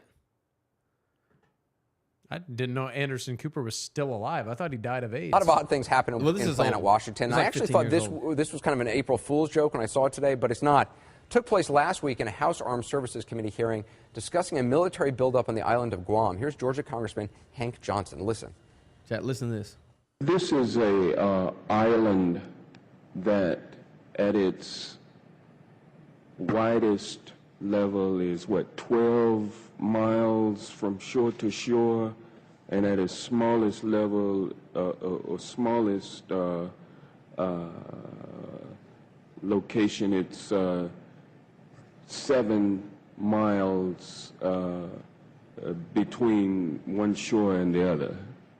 Is that correct? I don't have the exact dimensions, but to your point, sir, I think Guam is a small island. Very small island, and about 24 miles, if I recall, long. So 24 miles long, about 7 miles wide at the least widest place on the island, and about 12 miles wide on the widest part of the island. And I don't know how many square miles that is. Do you happen to know? I don't have that figure with me, sir. I can certainly supply it to you if you'd like. Yeah, my fear is that the whole island will become so overly populated that it will tip over and capsize? We don't anticipate that. I got to say, I'm impressed with the how Admiral. Do you remain like a straight face? Now listening back to it, dude, he was high on something. Yeah, for sure. Had to be. Yeah, for sure. That's the first time I've seen it in a few years. But dude, he had to be on something. That was hard to listen to. Why? Chat. Like, and that's one of these my, are the people that are that's governing one of my you. things where it's like I'm kind of over the generals, like the military, like the sense of decorum we have. Yeah, because the Just tell him he's general a was being retard to his respectful. face, dog. Yeah, he'd be like, "What are you saying?" Like, he should have been like, "What the hell did you just say to me?" Yeah. Well, you don't become a general without having that politician in you. Yeah, that's true. Emo, welcome to the channel. I quickly glimpsed the thumbnail somehow through word association thought the channel was Zyklon B. I'll take it, I guess. Did you see did I send you that video of I guess he's a West Virginia guy. He's been in a few videos, but he was talking to some reporter. We watched it. It was like Generation Zyklon. Yeah, She goes, he that? refers to Generation Z as Generation Zyklon. He was saying, yeah, we need to lower the age of voting. And she said, no, why would you want to do that? And she says, you have no idea what's actually going on, do you? And I think he's right, dude. I think Generation Z and Generation Alpha are going to be, it's going to get bad quick, especially as they get older and the boomers start dying out. It's going to be twice as fast as you can predict coming around, right? Because I mean, I can say, okay, the boomer's going to die out. We're going to have a little bit of a kind of a swing back to us, but you rarely account for the younger generation getting older, right? They're being replaced. They're not just dying out. They're being replaced. Replaced by who? Literally someone to the furthest right of them as you could be. Like that's the entire Generation Z. But I'll take it. Zeb, do not discount that Hank Johnson was high and also Don's Boxer Rock. Yeah, dude. Like I said, I haven't listened to it in a few years, but he was on something hard. Him and Nancy Pelosi must have took a couple shots at a minimum in the back room together. I don't know where we're at. Oh, there. Admiral had to keep a straight face while responding to Hank Johnson. Yeah, I mean, he's supposed to, but I'm not at this point, dude. The more time goes by, the less people care about it. And it's that's the same case with these deportations. Everybody wants humane, quote unquote, deportations. The more time goes on, the less people care about how, and the more they care about when. Yes. If you want Abuelita not to get bashed over the head and thrown into a cart, you better start doing it now. And yes. Yeah, that's basically a threat. Yeah, well, I mean, it is. Again, I wish it wasn't this way. Again, just to note, Ben Shapiro, just in 2017. I mean, this was after Donald Trump's first election. He wants America to burn to the ground. Right. This is the tweet we were talking about, referring to earlier. They took the meme and posted on the official government Homeland Security page. We're gonna make it, boys. We're gonna make it. Oh, this one's good, Josh. Josh, you see this one? Representative Jordan has an Israeli flag outside his office. We fly the American flag in America. He got community noted. He tweeted, "We fly the American flag." Nice. That's great. He tweeted, "We fly the American flag," and the community notes came back and said he has an Israeli flag outside of his office door. That's funny, dude. W community notes. Easy W community notes. Dude, the whole theme of this show today is what is the future? And this is obviously the future, is calling out the double standard. If you can bait them essentially into making these types of claims, you can then come at them with the standard that they themselves set. It's one big game.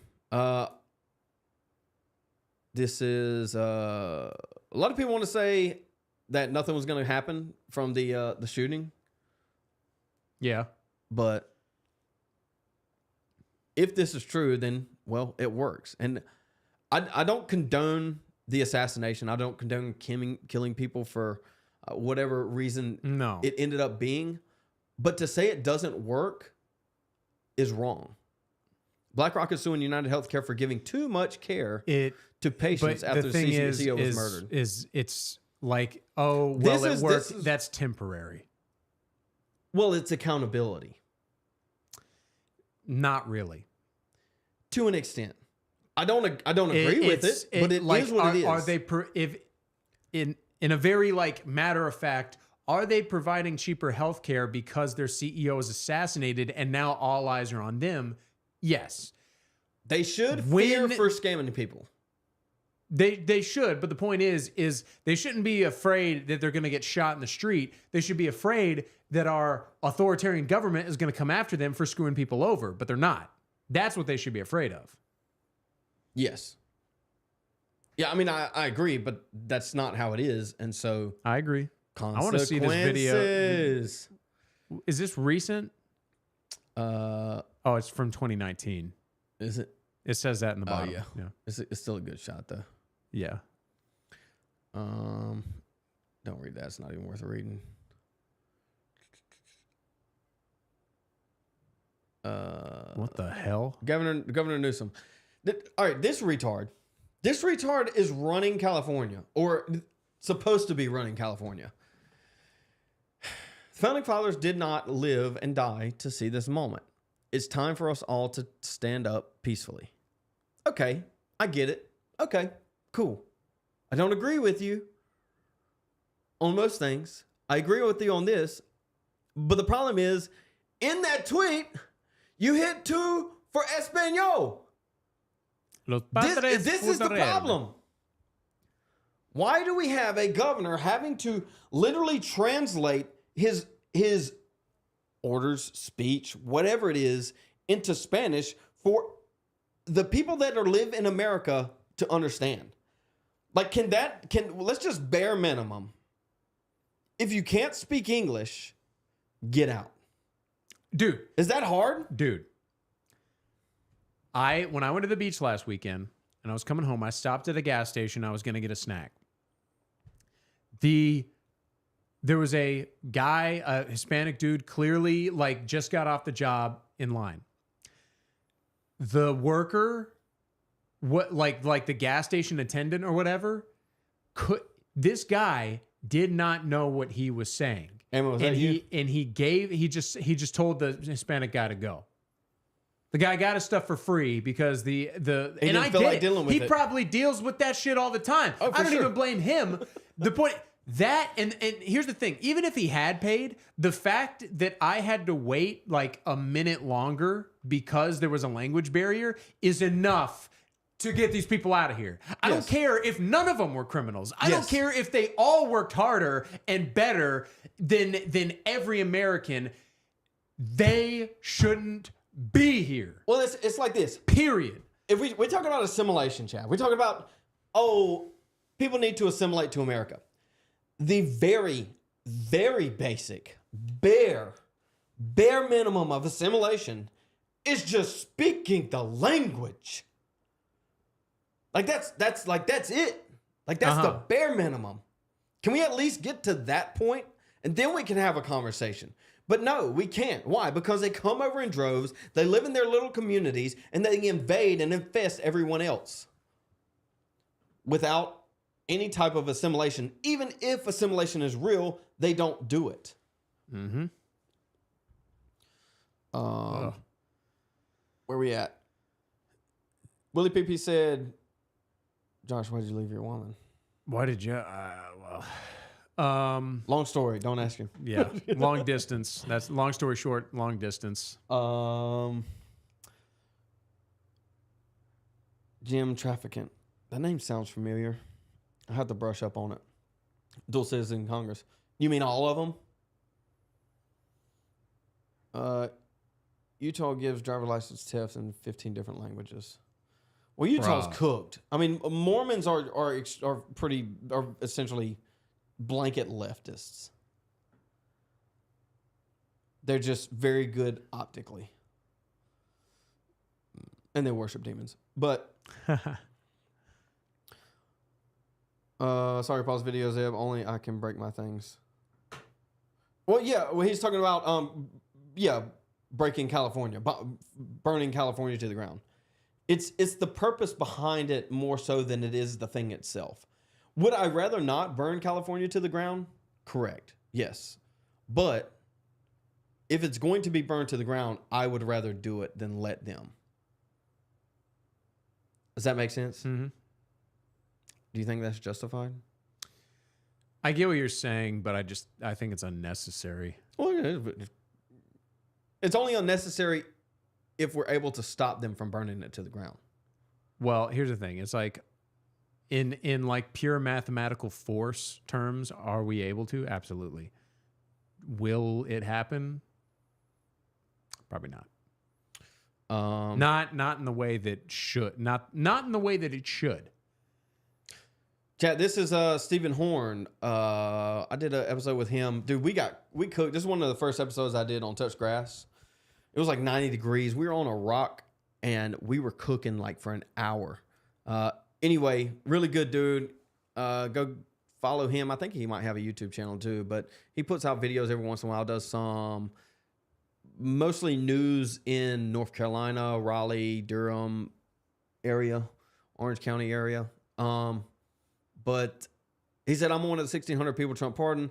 Like the vast majority of J6ers, I never beat up a cop. Should I sue Rep. Swalwell for libel? Because Swalwell said, bro, you pardoned 1,600 people who beat up cops. This is what the people in Congress that don't want law and order to happen, they do. They blanket lie. I mean, I don't think anybody beat up a cop in J6. Like, not one person. Well, and we had someone call into the show talking about how a cop had his eyes gouged out.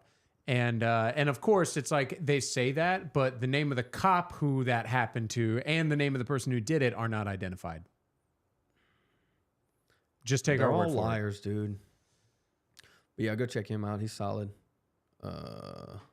Whoopsie daisy. Where are we at? Let's read a couple of chats.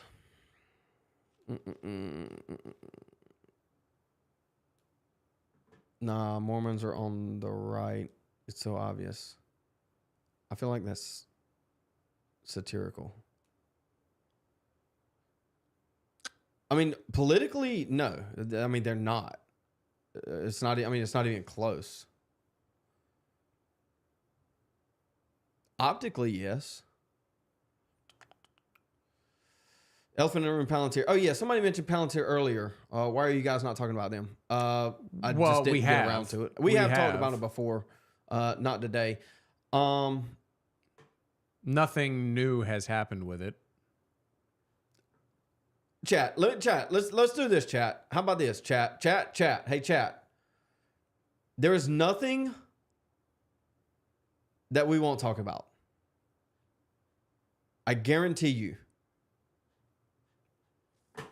Unless I just don't know about it, and then you got to give me a little bit of time to look into it. I do want to touch on Palantir here in a second, Josh. Robert Kennedy was on Epstein Island because he was fossil hunting, nothing sinister. Yeah, I mean, yeah, he was snorkeling for sure. Definitely snorkeling. I'm gonna go with snorkeling. What was he snorkeling in though? The bay or Kid Blood jacuzzi? You know what Mormons believe about non-whites? That they were like animals or something? Yeah. That they basically have animal souls. Yeah. Oh, kind of like the Jews. Yeah, just like the Jews. Think about Goyim. Well, they did until like the 70s. Isn't that right? Didn't they like revise their belief? Okay, Ninja. The Magic Book comments were reference to Protestant idea that infallible scripture can come from an infallible church body. We don't believe that. The Magic Book. We believe that an infallible scripture comes from an infallible God. Right. Like, so my faith, even though like you can through apostolic succession connect the modern day church to the church fathers that comprise the Bible, does not mean that the current, tracing it back down through apostolic succession to the modern day Catholics, doesn't mean they have the same spiritual validity. Doesn't mean they're just as Christian or saved as those church fathers. Anagram of Ginger. Yes, they were forced to revise their beliefs under threat of prison. The leader had a sudden revelation. I'm assuming we're talking about Mormons here. Oh, yeah. Recently. Well, they also had to change their entire name. They had to change their name to Church of Latter-day Saints, blah, blah, blah, whatever, because of all the sex crisis they had going on not too long ago, too. The Mormon Church is demon worship. Stay away from it. It's pretty basic. I mean, it's pretty that simple. I mean, so and that's the thing is Islam and Mormonism, their inception sounds kind of the same. A guy alone encountered by a divine thing. Sounds kind of fishy. That's not how Jesus was. Jesus was out in the open in front for everyone to see. UK Better said, do you have a deep discussion on Palantir? I don't think it was that deep. We can definitely talk about it because, I mean, if we're talking about what is the future of, I guess, the right, I mean, this is what comes with it, this technocratic overlord, if you will, called Peter Thiel. We're not going to get away from him. I mean, it doesn't matter. Even if, I mean, we talk about J.D. Vance winning 2028. Most likely that's what's going to happen. What's going to happen when J.D. Vance wins 2028? What's going to happen to Palantir, Josh? It's going to be up your ass. That's what's going to happen. We have all the power.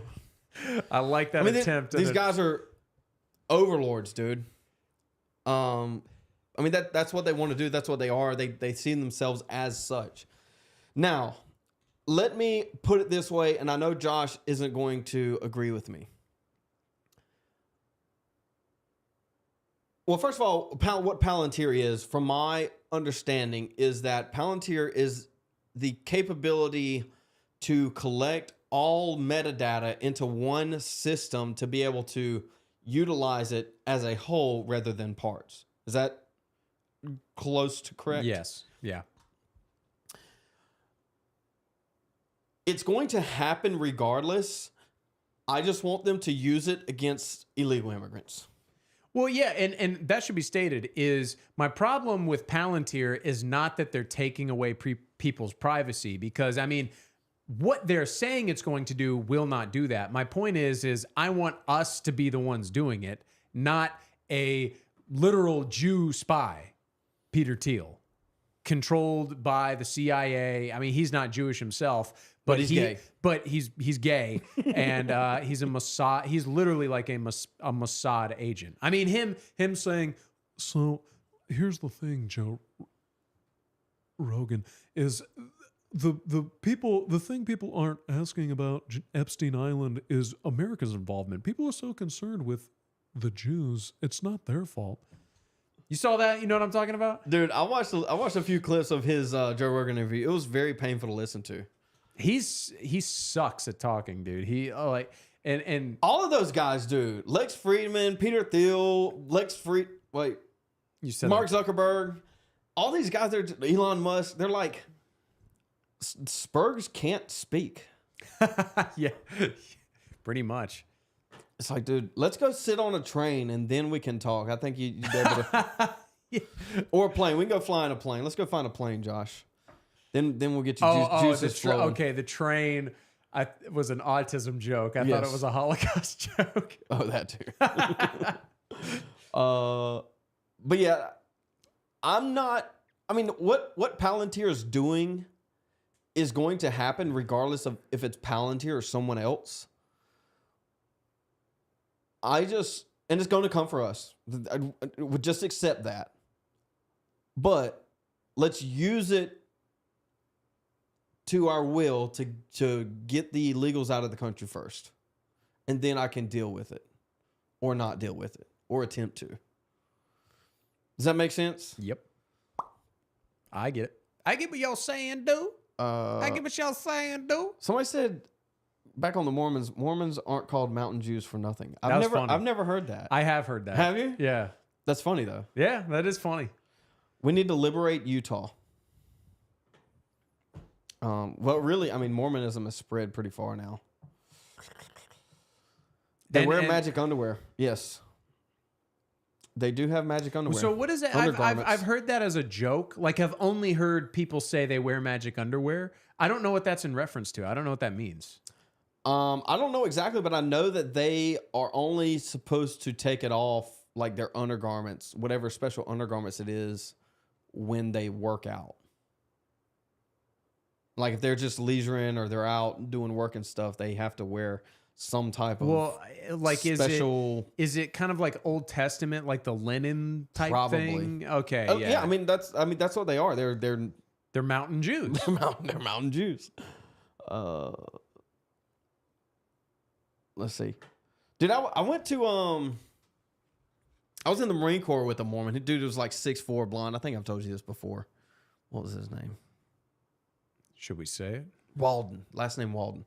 But anyway, he was like 6'4", blonde. It was like specimen, dude. Like they make humans. You know what I mean? Oh yeah. And yeah. I don't know. I mean, they just worship a demon. They're good people, extremely kind.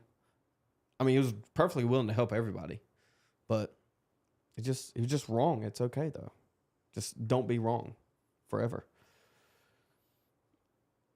Mormon breakout. Welcome to the stream. Mormons are better than Dems boys, however. Oh, Dem boy, better than Dem boys, however. That's clearly still a bunch of tards. A Myron person. Yeah, not we love the Myron crowd. They're just demon worshipers, man. I mean, I don't know how else to say it. Where are we at? I forget all that stuff. Captain Honkler of 3rd Kekistani Army. I've done remodeling work in Mormons' homes. Really pleasant people, but looked into the beliefs and had a thorough what the fuck moment. Yeah, dude. Yeah. Let's do this. Very Let's go on the strange. Mormon thing. First of all, welcome to the stream. Second of all, yes, correct. They are very pleasant people. All the ones I've met are, I mean, they are what they are portrayed to be. They just worship demons, and some of the stuff they believe is insane. Let's see if I can find a video. What would it be? Mormon onboarding video.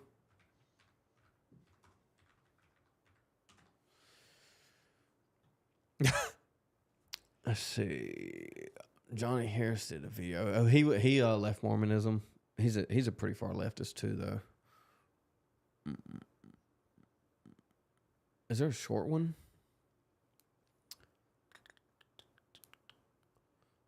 No. Oh, here it goes. This is the one I want to. This is one. Hold on, chat. Let me pull this up. 2 seconds. Regardless of its Christian veneer, the basic tenets of Mormonism are at conflict with biblical Christianity. The following piece of animation, based directly on actual Mormon publications, highlights these major doctrinal differences. Mormonism teaches that trillions of planets scattered throughout the cosmos are ruled by countless gods who once were human like us. They say that long ago on one of these planets, to an unidentified god and one of his goddess wives, a spirit child named Elohim was conceived. Chat, you might say that this isn't what they actually believe. I'm pretty positive this is the video that they've used in their church. I mean, here's the thing. The main thing that kind of turns me away from the Mormonism is like the Joseph Smith stuff, the tablets, you know, we've all heard about that, and the fact that they deny the Trinity. What the fuck is this? Like, what is this? No, it gets better. All right. This spirit child was later born to human parents who gave him a physical body. Through obedience to Mormon teaching and death and resurrection, he proved himself worthy and was elevated to godhood as his father before him. Mormons believe that Elohim is their heavenly father and that he lives with his many goddess wives on a planet. They're very they're very Mormonism is like a collection of Islam and Jehovah's Witness style exegesis.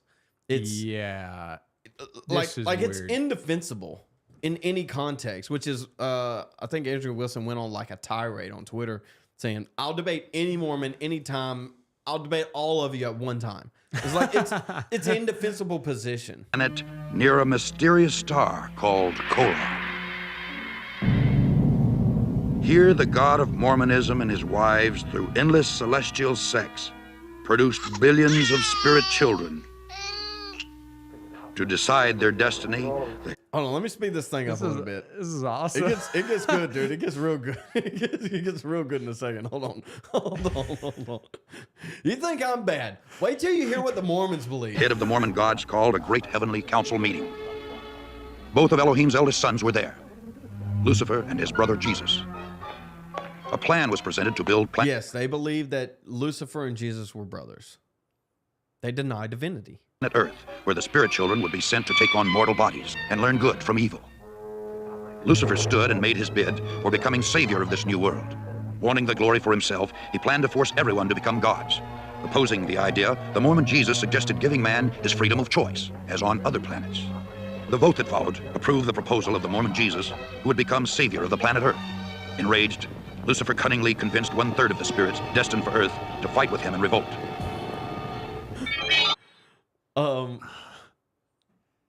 Sam says they don't actually even agree themselves. He said he had to come to his door and ended up disagreeing with each other while he was there. Yeah, dude, I've had they don't come knocking on doors anymore. Like Jehovah's Witnesses or Mormon don't come to knocking on doors anymore. They'll call you now. And so I've had some long conversations. Specifically around here, it's Jehovah's Witnesses. Instead of cold calls, it's cult calls. Cult calls, yeah. Celestial sex gives you AIDS.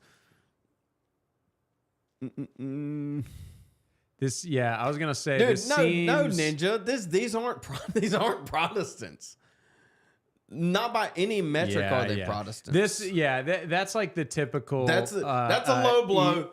Ban him. So he's Ninja. You're Eastern Orthodox. He's Eastern Orthodox, right? I don't know enough about it, but like, slow your roll, dude. Yeah, I mean, we love you. The baseline. Let's just go baseline.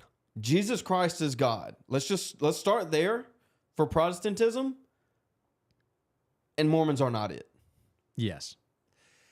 We definitely know that Jesus and Lucifer were not brothers, and that God didn't exist a priori, that he was a special baby conceived by other sex beings. It's a lot, dude. We ain't even got to the good parts yet. Thus Lucifer became the devil and his followers the demons. Sent to this world, they would forever be denied bodies of flesh and bone. Those who remained neutral in the battle were cursed to be born with black skin. This is the Mormon explanation for the Negro race. The spirits that fought most valiantly against Lucifer would be born into Mormon families on planet Earth. Yeah, these would be the lighter-skinned people, or white and delightsome, as the Book of Mormon describes them. Early Mormon prophets taught that Elohim and one of his goddess wives came to Earth as Adam and Eve to start the human race. Thousands of years later, Elohim, in human form once again, journeyed to Earth from the starbase Kora, this time to have sex with the Virgin Mary, in order to provide Jesus with a physical body. After Jesus Christ grew to manhood, he took at least 3 wives, Mary, Martha, and Mary Magdalene. Through these wives, the Mormon Jesus, for whom Joseph Smith claimed direct descent, supposedly fathered a number of children before he was crucified. According to the Book of Mormon, after his resurrection, Jesus came to the Americas to preach to the Indians, who the Mormons believe are really Israelites. Thus, the Jesus of Mormonism established his church in the Americas as he had in Palestine.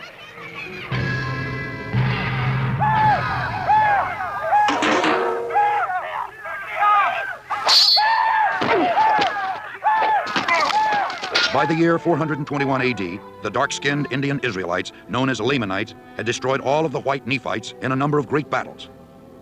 The Nephites' records were supposedly written on golden plates and buried by Moroni, the last living Nephite in the hill Cumorah.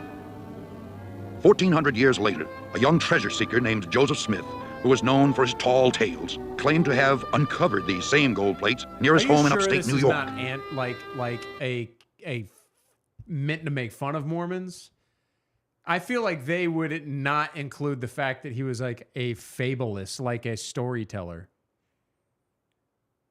It's kind of like how the guy who invented Scientology was a failed sci-fi writer. Somebody said this is the worst episode of He-Man ever. I was gonna say this has like a very like 80s cartoon vibe. If you remain to it. neutral, you'll turn black.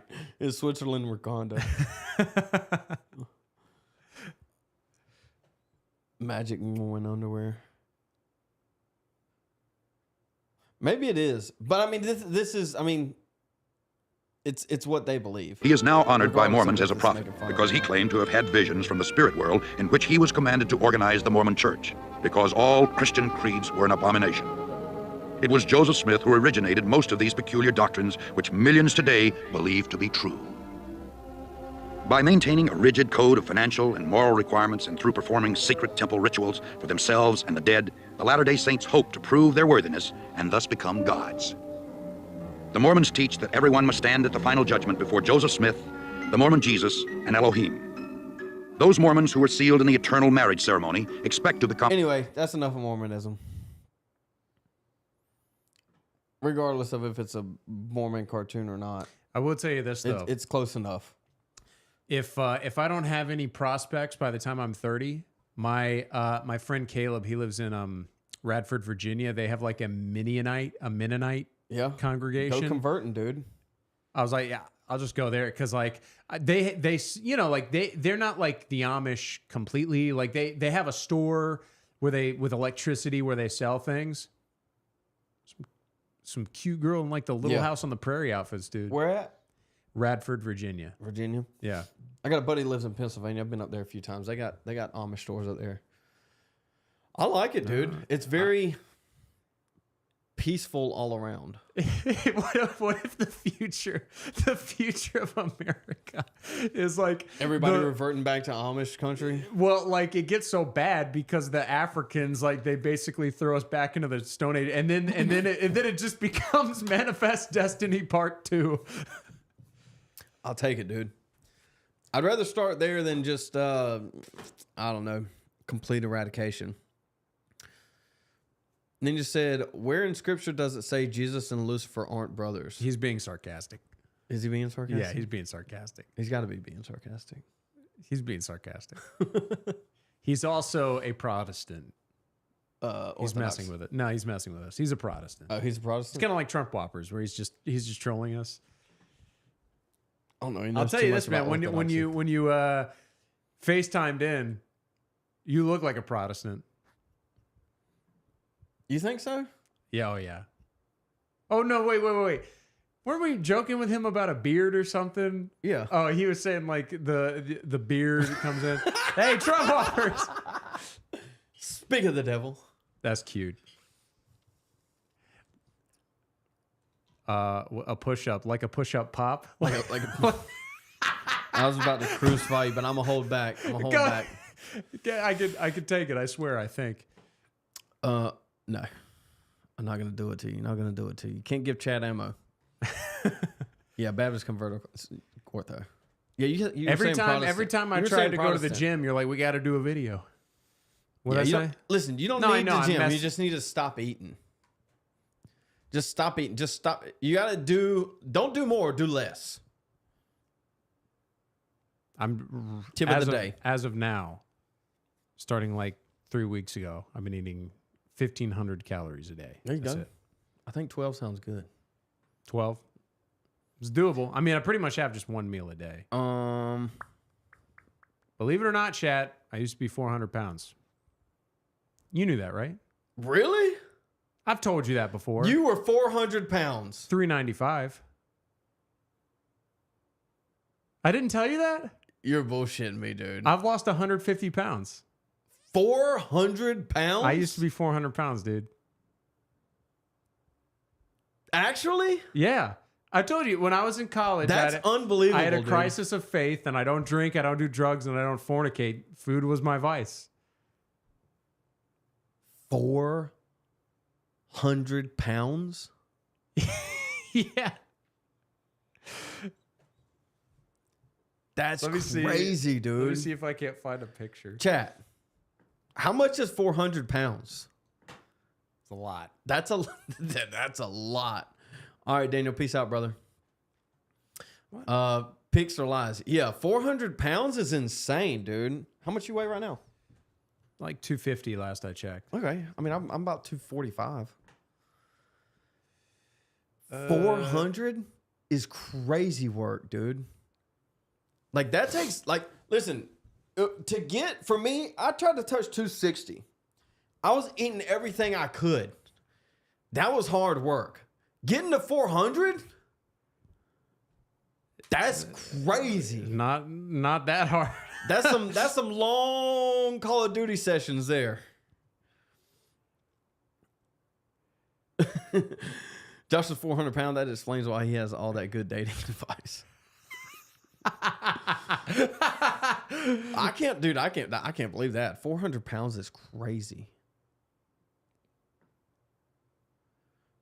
All right, what else we talking about today, chat? No way, dude. I told you.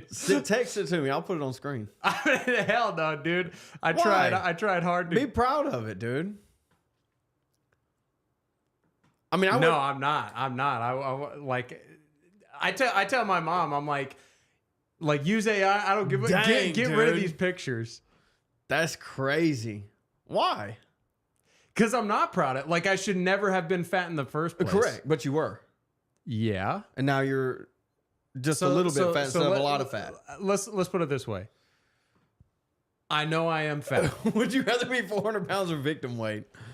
What's victim weight? Sub 200. Because here's the thing. When I first went to college, I was 200 pounds, and I was scrawny. Dude, I haven't been 200 pounds since high school. Like you can see, like I've got a somewhat of a broad build. Like not as broad as this guy, obviously, but like compared to a lot of guys these days, and I was like kind of what's the word? 400. I'd rather be 400 pounds than victim weight. I think so.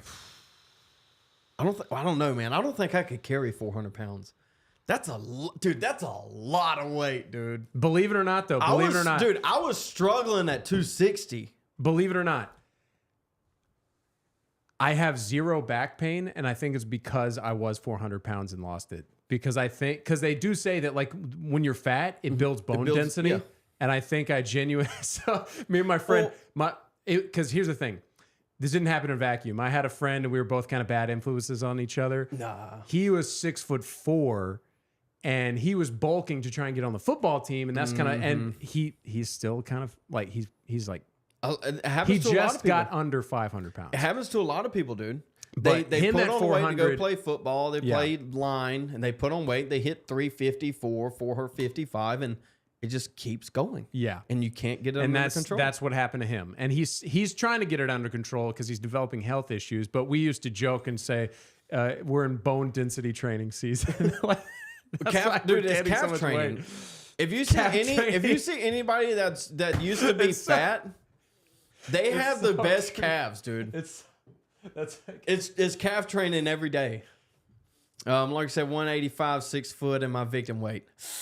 Oh yeah. Well, we've seen Malarkey. I mean, you look good at 185. I'll say that. You're not like, I don't know if twink's the right word, but like gangly. You're not gangly. You've got that tall, skinny black guy physique. Yeah, 180 at 6'2". That's pretty lanky, I think. That's pretty lanky. We got to get the gym, boys. Get in the gym. Did you get the hog length? Have you heard about that? Have you heard about the new marketing campaign for the Ozempic? No. People were claiming that it's making their dick larger because they're losing weight. Like it seems like a marketing campaign for Ozempic. That it makes your hog bigger? Yeah, that's what they're claiming. But But what happens is you lose fat around it, and it makes it appear like it is. Yeah. Yeah. Yeah. Well, definitely, that's how it works. 400 pounds is Hot Pocket's victim weight. There's nothing wrong with a little Hot Pocket every now and then. I hate Hot Pockets. You know how I got fat? You know what got me fat? Cookout. Cookout? Because keep in mind, 2017, you could get cheeseburger, fries, 2 hot dogs, milkshake for like $7 at Cookout. Good old days. The good old days. I had a buddy that had in college, in the Marine Corps. He said when he was in his home and his parents were very like overbearing and protective, and like they would never let him like drink juice and get fast food and stuff like this. And so when he went to college, he would eat a Big Mac every day. Like almost every meal he would eat a Big Mac. He had 3 heart attacks at 25. Did he get fat, or was it just because he went from like... He didn't get fat. He went from no greasy foods basically to McDonald's every day, every meal. Damn. And then he had 3 heart attacks before he turned 25. That's crazy, dude. What are we smiling at? The super straight metabolism. You can see it after Ozempic. That's the only difference. Yeah, right. Metabolism is relentless. Dude, you lose it as you get older, man. I'm 33. I can definitely tell the difference. I thought you were 32. 33, I think. Dang. I don't know. It doesn't matter after like 25. Facts, chat. After you turn 25, it doesn't matter anymore. Holy crap. I was going to pull something else up. What was I going to pull up? I'm not taking my own advice. Anything we want to talk about today? It out of my legs. New Stone Choir episode's out if anybody wants to listen to it on the Septuagint. Oh yeah, we were talking. I want to watch that. What does he have? A suitcase on Radio Genoa? Corey, hold on. Let me pull this up. See, I can see what we're looking at here. Campix outline. Boom. Corey Muller says the king had a pretty good opportunity to do one of the only kingly things in his life. Can y'all see that, chat? There we go. Scroll up some. Yeah, this dude's destroying London. But of course he is. Friggin' Rappaport, what's he talking about? We Jewish people are the chosen people. But just because you're not Jewish doesn't mean you're not dope. Doesn't mean you're not fantastic. Doesn't mean you're not brilliant. Doesn't mean you don't have all the rights, capabilities to every single thing that the world offers. You're just not chosen. There's so many other things that you are. You're just not chosen. I don't know why people get so upset because the Jewish people are chosen. We are chosen. Look it up. Google it. We're chosen, Josh. We're chosen. Just Google it. You know, we curate the Googles. The Yankees. You telling me you're rooting for the Mets and not the Yankees? I'm a Jew. We're better than you, but you know, it's okay though, because you're brilliant. But we're better than you. You can paint pictures and stuff, but God loves us more. God loves us more. Just Google it, dude. Just Google it. We're chosen. Just Google it. Read it. Chat GPT it. It's a fact. But it doesn't mean you can't be plenty of other fantastic, great adjectives, adverbs, pronouns, and nouns. You're just not chosen. I'm Israel Chai. 55 hostages remain in Gaza. You're just not chosen. And because you're not chosen, we're going to bomb you. 55 hostages remain in Gaza. It's 20 months. What is this? Like, he could have just said that. Like, why do you have to say, we're better than you? Release the hostages. He could have just in his mind, that's not what he said. I know. That's what I'm saying is like, he doesn't even realize he's saying it. Fish in the water. Oh, Crusader. This is another thing, dude. And I want to know this too. There's a odd. I mean, half the chat's not white, I don't think either. But I want to make this point real quick. Is like there's an odd like white supremacist movement among like the lighter Mexicans or Hispanics. I guess they're Puerto Rican here. Have you noticed that? Well, because here's the thing. You start to mix the Mexicans, like the Hispanics, you get them like this, and it's like they've got the kind of machismo, but also the intelligence enough to kind of recognize the problem, and they kind of like, man, I want to. Let me just do it. Let me just do it. Like, what's his name? Yeah. I know he's Albanian, but freaking, why can't I remember the guy's name? Who's the guy? The John Zerka. Oh, Zerka. Zerka. You know, is he Albanian? He's something like that. Okay. Yeah. Anyway, go ahead. But yeah, it's basically like the kind of Chad Hispanics that are basically like they're like born and raised in America. They're coming around to like Hitler's cool. Like Hitler's objectively cool. And they're like beyond brown enough to like not correlate the racism. You know what I mean? Does that make sense? Am I saying this properly? Oh, you know who that is, bro? That's Creole. Hey, I love you, bro. I love you, bro. I fucking love this nigga, bro. Do you know how much I hate you people? Do you have any idea? What? You have any idea at all how much I fucking hate? Talk to me real quick. So I can we love you, so we support you. So talk to us. I don't want you to support me. I want all of you Puerto Rican niggers to die. I don't want you to support me.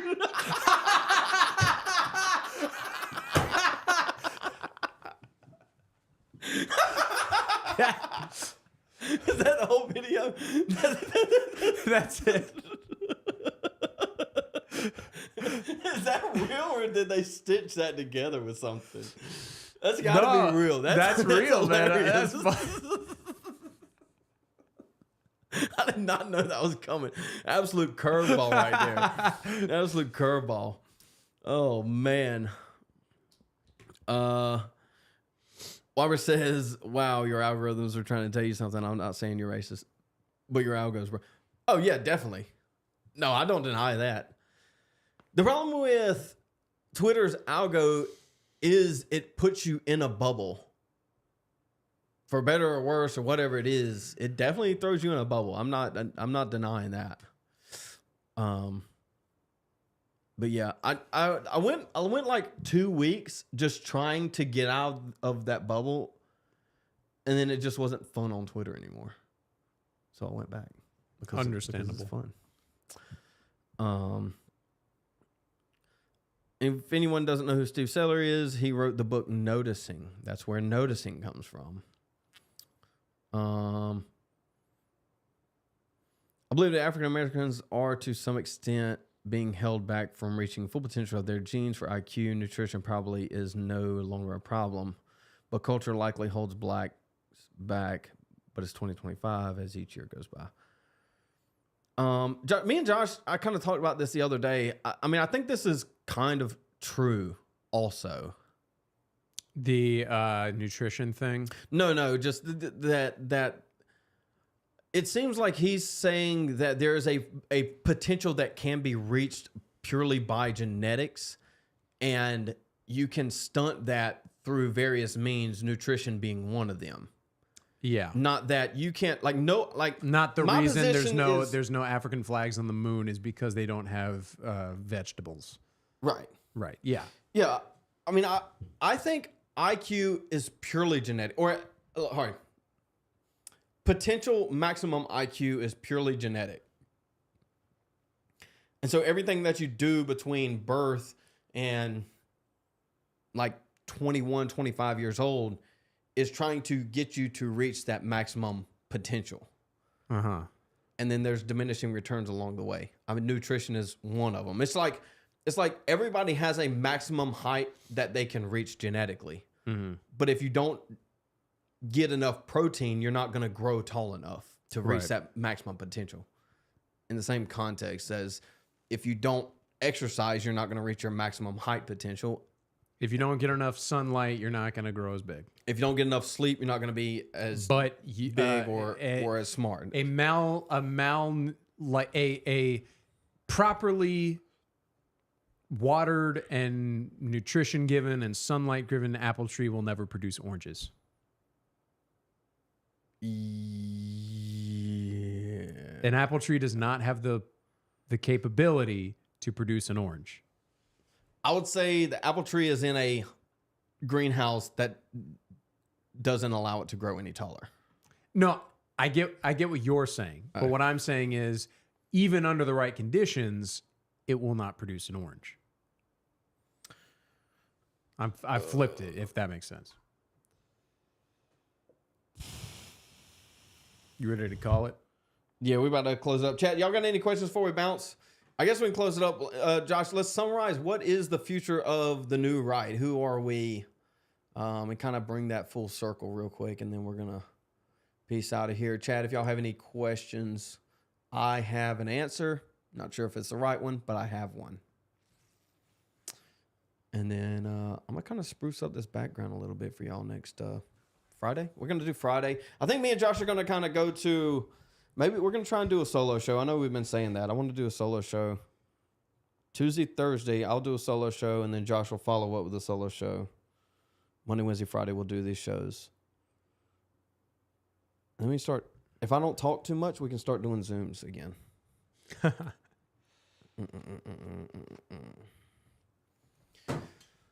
But yeah.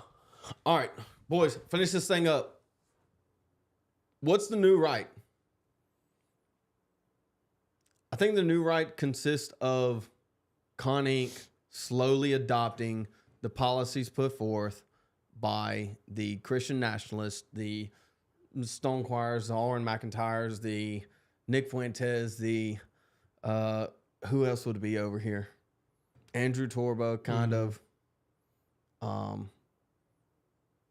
All these aren't as far right as some of the others, but I think there's at least enough overlap in political theory to group them together. I think that's what we're going to see. We're going to see them slowly moving with their little wordplay, however they want to do it. But a win is a win. Just like we won the woke wars. Now it's time to kind of move the needle on immigration, and that is a specific within the general idea of race realism.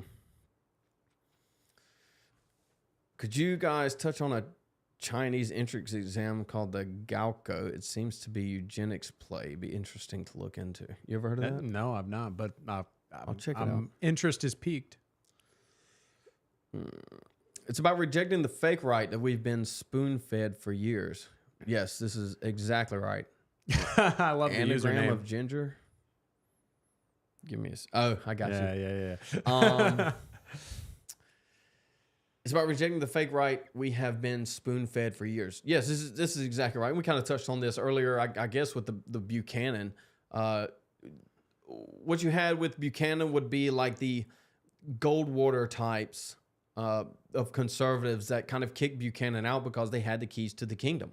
They kicked Buchanan out and didn't allow for that kind of thought into the mainstream. And so it's been rejected before it's even been able to get a foothold. And so what has happened is this decentralization of social media has enabled the thought process for the Buchanan types. I don't know. I mean, you could go all the way back to, what's his name? Why am I blanking right now? Rockwell? George Lincoln Rockwell. You could go all the way back to like George Lincoln Rockwell type thought.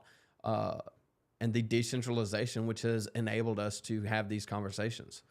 Though YouTube probably isn't going to last much longer for us. I am going to figure out how we got to do the Rumble. Yeah, we got to get to the Rumble. Can we do? You said we couldn't do Cozy TV. You can't just like stream to Cozy TV. No, you have to be like you have to be like asked. I'll make some phone calls, boys. I'm just kidding. We don't. And maybe I guarantee we don't have enough clout. Yet. We'll get there one day, boys. We're gonna start diving into some other avenues of content and not just live streams. Hopefully, pretty soon. Snuff films. When we get enough time. Gaku. Gaku? Okay. I'll check it out. Oranges can be grafted onto apple trees. Yes. Ladies and gentlemen, this is Outside the Overton. We are moving the Overton window. Notably, we are moving the Overton window. Maybe not us personally, but this new right is.